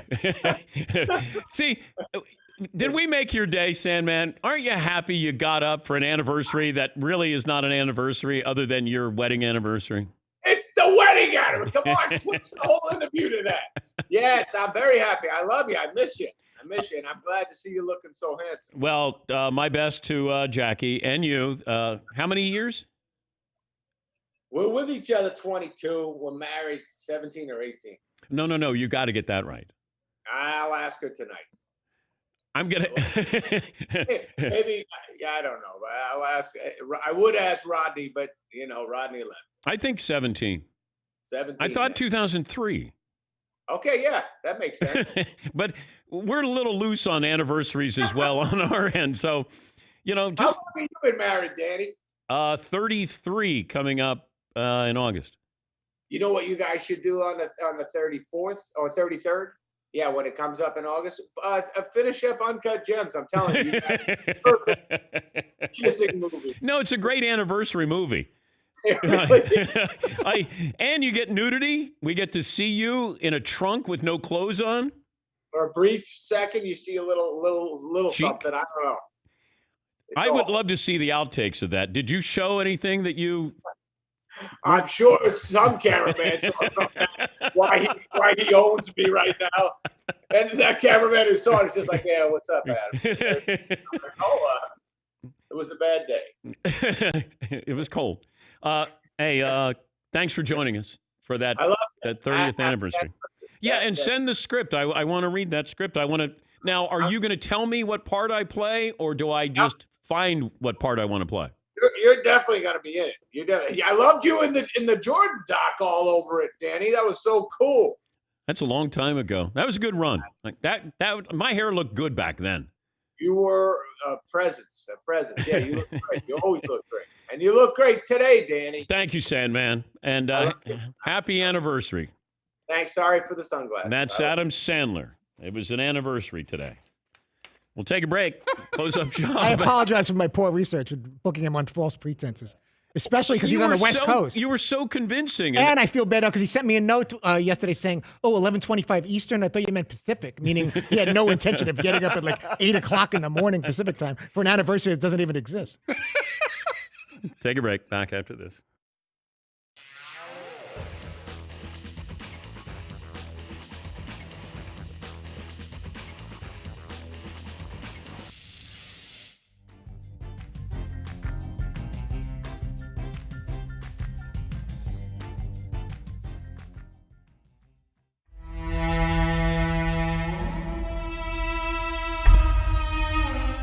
When you first heard that we wanted to have you on the show, what did you think? You're out of your mind. Okay. Yeah, that's true. Yeah. That's true. Do you understand your popularity? No, no, that's not. No, you're just being silly. No, I'm being honest. Well, no, but thank you. I The- guess. Is that something you said? You're watched a lot and imitated a lot. Well, that last part, yeah. Yeah. Mhm, yeah. When did you realize people were, and did you view it as a tribute when they were mocking you, making fun, imitating, whatever? You know, well, the first time it happens, it's, when Bill Hader did it the first time, it came out of the blue. Yes. And he was doing it in New York, of course, and I live in the L.A. world. Yeah. But I had a daughter living in New York, and she called me, screaming into the telephone one night around 9 o'clock, L.A. time, and I couldn't understand what the hell she was saying. So she's watching. I thought there was something wrong with her. I was terrified. And then she said, "Do you have to watch Saturday Night Live?" I did. There's an expression you can't use on television. But the last part is "or go blind." I didn't know what to do. Yeah. But it's a tribute. Yeah, it was. And then he did it again a few times. Have you met Bill Hader? Never met the guy. I've heard a lot about him. Yeah. He seems like a wonderful man, and he certainly is very nice to me. So,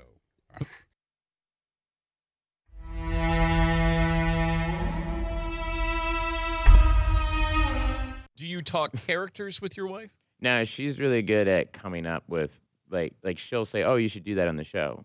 Like she'll say, like Keith Morrison, the Dateline guy. I love Keith Morrison. That was a thing I was just doing around the house. I do it all the time at Football Really? Night in America. There's another guy who's there. Fritzie does it. Fritzie, give Bill a little bit of Keith Morrison. Then there was the old lady living on the park bench, minding her business. She wasn't quite minding her business. Not according to the Tallahassee Police Department. She was well aware of that body in the bomb.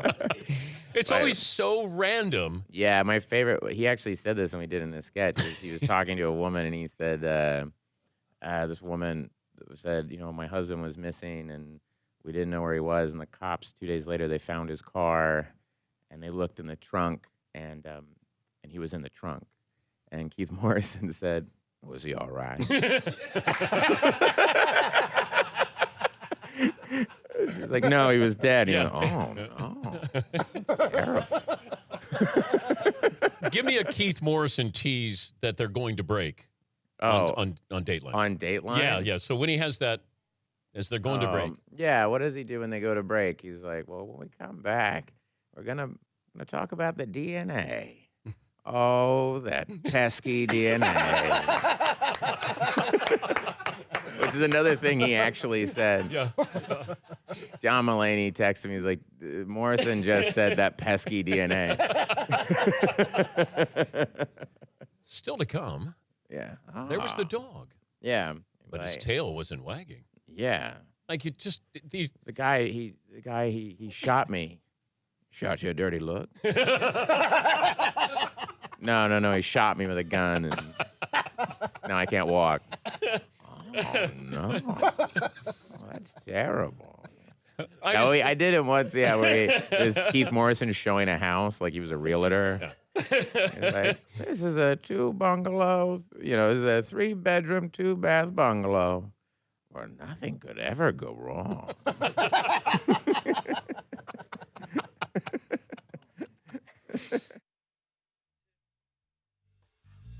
All right, so our scoreboard. First of all, congratulations to Griffin in Chicago who figured out the scoreboard. 81 and 94. Both are this date in history. I know you don't trust me anymore because supposedly the 30-year anniversary of Adam Sandler joining SNL was inaccurate. So for all I know, this might be inaccurate. But playing along, clue for 81, a serious meltdown.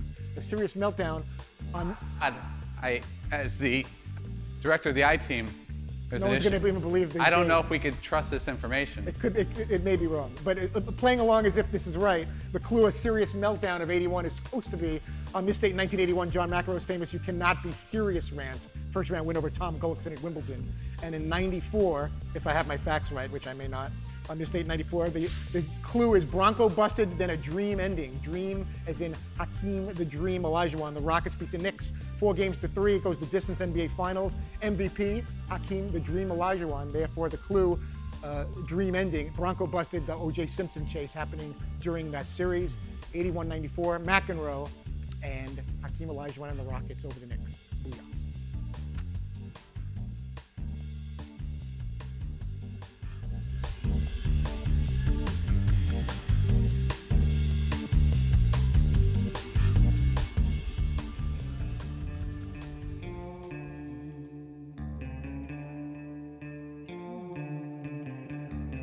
Yeah, we started out serious this morning, but nice to end on some laughs there with Adam Sandler. Todd, I don't know if I can trust you. These scoreboards could be all wrong for all we know, or half of them, or a third of them. I don't trust myself now. I just gave 81 and 94 for this date in history for McEnroe's meltdown. You cannot be serious, and the Rockets beating the Knicks in 7 games. And now I feel like I need to look at 3 other websites to confirm the one I've been trusting. But we were having Sandler on because you convinced me that it was the 30th anniversary of him. That was the only reason, basically, other than the walk he took recently with Chris Rock, which had nothing to do with it. But Saturday Night Live is not on in June. That would be very difficult to have your debut during a hiatus period in the summer. I can't trust you anymore. You can't trust me at all. I don't think so. You're just done with me completely. Well, Sandman is going to text me to say, what's wrong with Fritzie? I got up at 8 o'clock in the morning. I usually don't get up before noon, and you're making up anniversaries that don't exist. I'll come on the show. You don't got to make up stories to get me on. I saw this. There's a reported plan, if there is a baseball season. Baseball might adopt the minor league rules where each team starts a runner on second base in each half inning starting in the 10th inning. They may also consider letting games end in ties. What? Hate both of those things. Bob in Florida. Bob, thanks for holding. Best and worst of the weekend. 5'8", 199.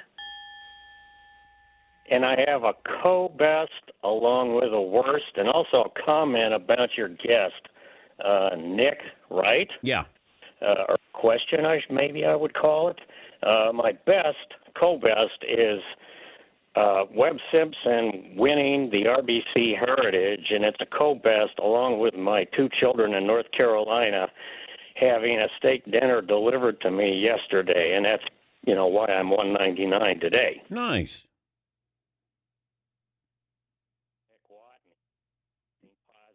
COVID virus. Yep. And also concerning Mr. Wright, since I didn't know much about him, I went to Wikipedia and did a search on Nick Wright.